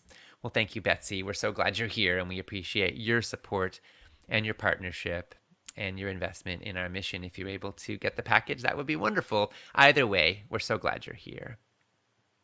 Suzanne Shefritz, who received an empowerment package earlier today, said, thank you so much, Ocean and John, for reading my post of gratitude on air and generously supporting me. I feel so blessed, and it brought me to tears of gratitude. As I know I am being supported now by God in my commitment right alongside you, and by joining you in this revolution of love through food as medicine and educating as many as we can on this planet about all of this. We're changing lives and helping loved ones to awaken as many as we can through our example. Bless you with all my heart and a very warm hug of love and gratitude. I'm right here live and will continue to be as much as possible through the end of this series. Love Ron Finley's courage, what he's doing to help grow thriving communities. My first time hearing him today. Beautiful, Suzanne. Thank you. We heard from Shirley Carius, who said, what's your opinion about sparkling water and the SodaStream machine? Well, Shirley, thanks for raising this. First of all, I'll say water is wonderful. And I don't just say that because my name is Ocean. I love water. Water's really good. We need to drink it and drink lots of it. And a lot of times we drink all sorts of other things and we forget that just good old plain basic water is just awesome. I happen to like sparkling water personally. Based on what I have studied, there's currently no evidence that carbonated or sparkling water are bad for you. They're not seen to be harmful for dental health, and they seem to have no effect on bone health, which are two of the things some people have said they may pose issues with. And interestingly, a carbonated drink might enhance digestion by improving swallowing ability and by reducing constipation. And if it gets you to drink more water, then that's a great thing. So I love a dash of lemon juice in sparkling water. It makes it more special to me. And sometimes when I'm sitting down for dinner, I like that, maybe with a couple ice cubes in it. It makes it feel more special. And then, frankly, I'm drinking more, and I think that's a good thing. SodaStream is a way you can make your own home carbonation so that you're not hooked on all the plastic bottles that come with bottled plastic soda water. And I think that's a very positive step from an environmental standpoint, and frankly, from an economic standpoint. You just get refills of carbon dioxide to go into it, and it costs about 5 cents per quart instead of whatever it costs at the grocery store for a quart of sparkling water in a bottle of plastic. We heard from Mira Doshi, who said, would it not be better to subsidize the farmers who farm organic foods that have better nutrient content than to subsidize mega crop producers of toxic products? How can we make that change politically? Yes, Mira, it would be so much better. And that's why we're here, isn't it? Because we see that there's some big change needed, and together we can work together to help make some of that change happen. So how do we make it happen politically? Well, in the U.S., we've got an election on the horizon, and we have some candidates that care about this and others who maybe don't know about it yet. But we can spread the word, lobby, influence, organize, meet with your representatives, meet with elected officials, let them know you care. We've got farm bills in the U.S. There's impact that legislators have on that, and it's surprisingly easy to set up a meeting, even with a member of Congress. As far as larger policy, let me say that 3 of the candidates running for president right now in the United States are actually past Food Revolution Summit speakers. This does not comprise an endorsement. We are not endorsing any specific candidate at this time. However, Senator Cory Booker is a vegan, and he is passionate about the food movement and the food revolution. He's spoken in 2 of our past summits. He went vegan after reading my dad's book years ago, and he's running for president. Congressman Tim Ryan wrote a book called The Real Food Revolution. This is a deep passion for him, is transforming the food system. He's running for president. And Marianne Williamson has spoken in one of our past summits. She is also deeply passionate on this topic, and she is running for president. So, again, this is not an endorsement of anybody specific, but I did want to let you know that I can vouch for all 3 of those folks, that they get this issue and are passionate about it and are committed to doing something good with it. One of the things that I so cherish in this work is all the stories coming in, all the people posting their successes from living the food revolution in their lives, people who've participated in past summits and are sharing how it impacted them. One of the stories that inspired me a great deal was that of Maya Amar. She's from Fairfax, California, and I asked if she'd be willing to record her experience for us, and she said yes. So I'm going to play it for you now. This is Maya's story in her own words. Well, I've been sort of a chronic yo-yo dieter for about 40 years. I've always had issues with weight and health and congestion and digestive issues and just all of those kind of minor nagging things that I felt like I just had to live with, because that's kind of how it was with me. I always had a Kleenex up to my nose, and I was always feeling overweight and bloated and tired and exhausted. And so I really just started wanting to find a way to stabilize, because I'd done just about every kind of diet there was out there. And in 2013, a friend of mine who was my massage therapist at the time was telling me about the food revolution and said, hey, there's this free summit online. Check it out. And I didn't have a lot going on in my life at the time. And I thought, well, this is interesting. And I started listening, and I immediately heard amazing information. It was just so easy to love listening to those interviews because of John Robbins and his heart and compassion and his message, and also Ocean. And the 2 of them together are just a beautiful combination of spirit and compassion and information. And they culled all this amazing stuff from these experts that I was really blown away by. And I just was addicted to that. I just went, this is my path. And within about 3 months of listening to those first series of interviews on the summit, I made a commitment to just drop the meat, the dairy. I'd already been off sugar and refined flours for a while, and I just watched my body transform. It was pretty miraculous. And what I also noticed was that my heart opened up with compassion, not only for the animals, but also for all of us that are suffering in our way, and kind of deadening ourselves a bit with the way we eat and the way we go numb and refuse to feel our feelings. So that's kind of what brought me here. Wow. Thank you to Maya for that beautiful, moving sharing. We heard from Spela Trzan, and I apologize if I am mispronouncing her name. She's from Slovenia, and she wrote, I am gardening at the moment and listening to your summit. I'm so grateful I can grow my own food. Also, I'm so happy I found out about the summit and that I'm following and learning these useful things. Such inspirational interviews, so much great information we can apply in our lives. I love how you're confirming the link between our physical and psychological health and the quality of our food. I'm enthusiastic about changing my life and helping others around me too. With my friend, we debate a lot about what we can do for a healthier environment and our health. I just have to follow your summit, re-listen and edit my notes, and then spread the knowledge to my community for our healthier future. Well, Spela, we are so happy you are here and that you are literally putting it into the soil as we speak. And we want to support you in sharing this in your community in Slovenia with your friends and owning it all for life. So we're going to gift you with an empowerment package. Congratulations. You will have the MP3s and the transcripts of the entire summit, plus the action checklist to help you put it all into action for life. Congratulations. Alexa Pongras said, okay, off topic answer. If you can, I need a good source of vegan omega-3, the kind you can't get with flax and chia seeds. Well, so here's the deal, Alexa. There are long-chain omega-3 fatty acids and short-chain omega-3 fatty acids. The short chain is basically ALA. The long chain are basically EPA and DHA.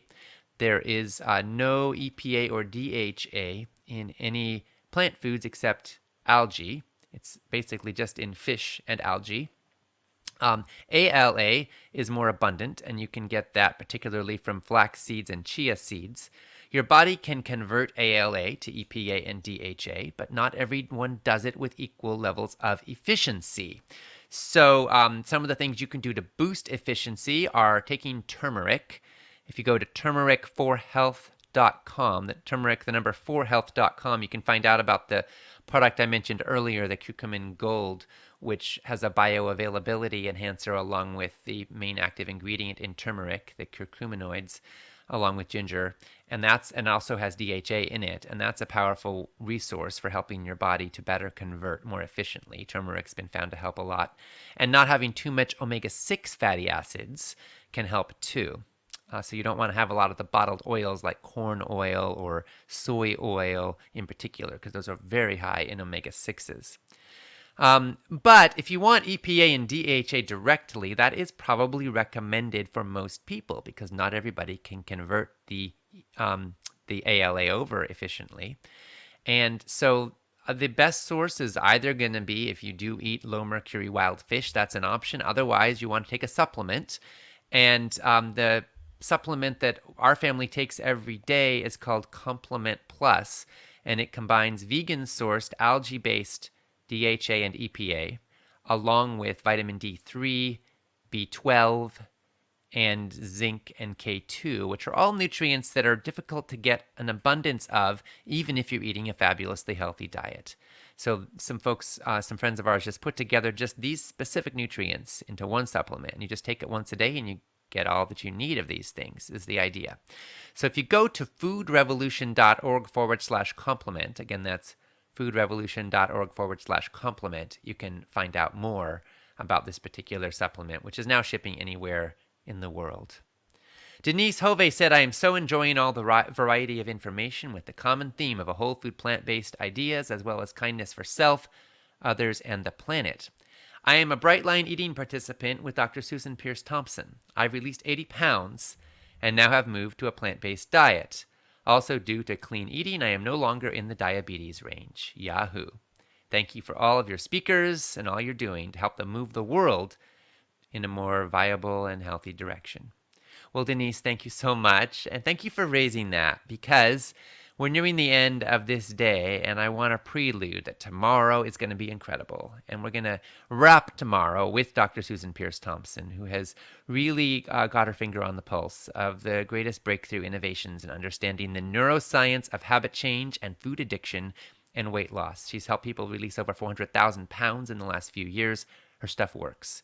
Denise, you're obviously speaking about it. A lot of our participants have been influenced by her work. If you haven't been yet and you have any struggles with food addiction or weight challenges, you're going to love tomorrow's interview with her.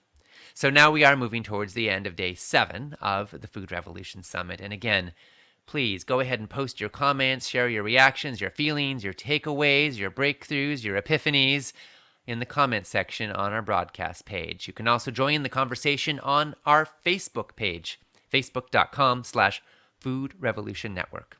Come on back and join us tomorrow at 8 a.m. Pacific Time, 11 Eastern, 3 GMT for motivation, tools, and practices to live by. We're going to begin with Marco Borges. Then at 9, we'll hear 9 Pacific, 12 Eastern, 4 GMT. You'll hear from Susan Benegas. And then at 10 Pacific, 1 Eastern, 5 GMT, we will complete the day with Dr. Susan Peirce Thompson. So please come back and join us then. And in the meanwhile, post and share in the comments, check out the replays, check out the empowerment package so you can own it all for life and support our mission at the same time. And I also want to invite you to enjoy some delicious, healthy food. Today's recipe of the day is a delectable creamy carrot soup. We wish you a beautiful, thriving day. This is Ocean Robbins, signing off from day 7 in the Food Revolution Summit. No matter where you come from or what you've been through, the simple truth is you are meant to thrive. You deserve boundless energy, a clear mind, and a lean and healthy body. You deserve to feel confident and clear about what you eat and why. The Food Revolution Summit is packed with insights, and trying to catch and absorb all of them can be hard. That's why we created the Empowerment Package. With your Empowerment Package, you can own the entire summit, plus all the transcripts and loads of bonus materials for life. Absorb this life-changing material at a pace that's comfortable and easy for you. Join in this movement. Support this mission. Buy your Empowerment Package today.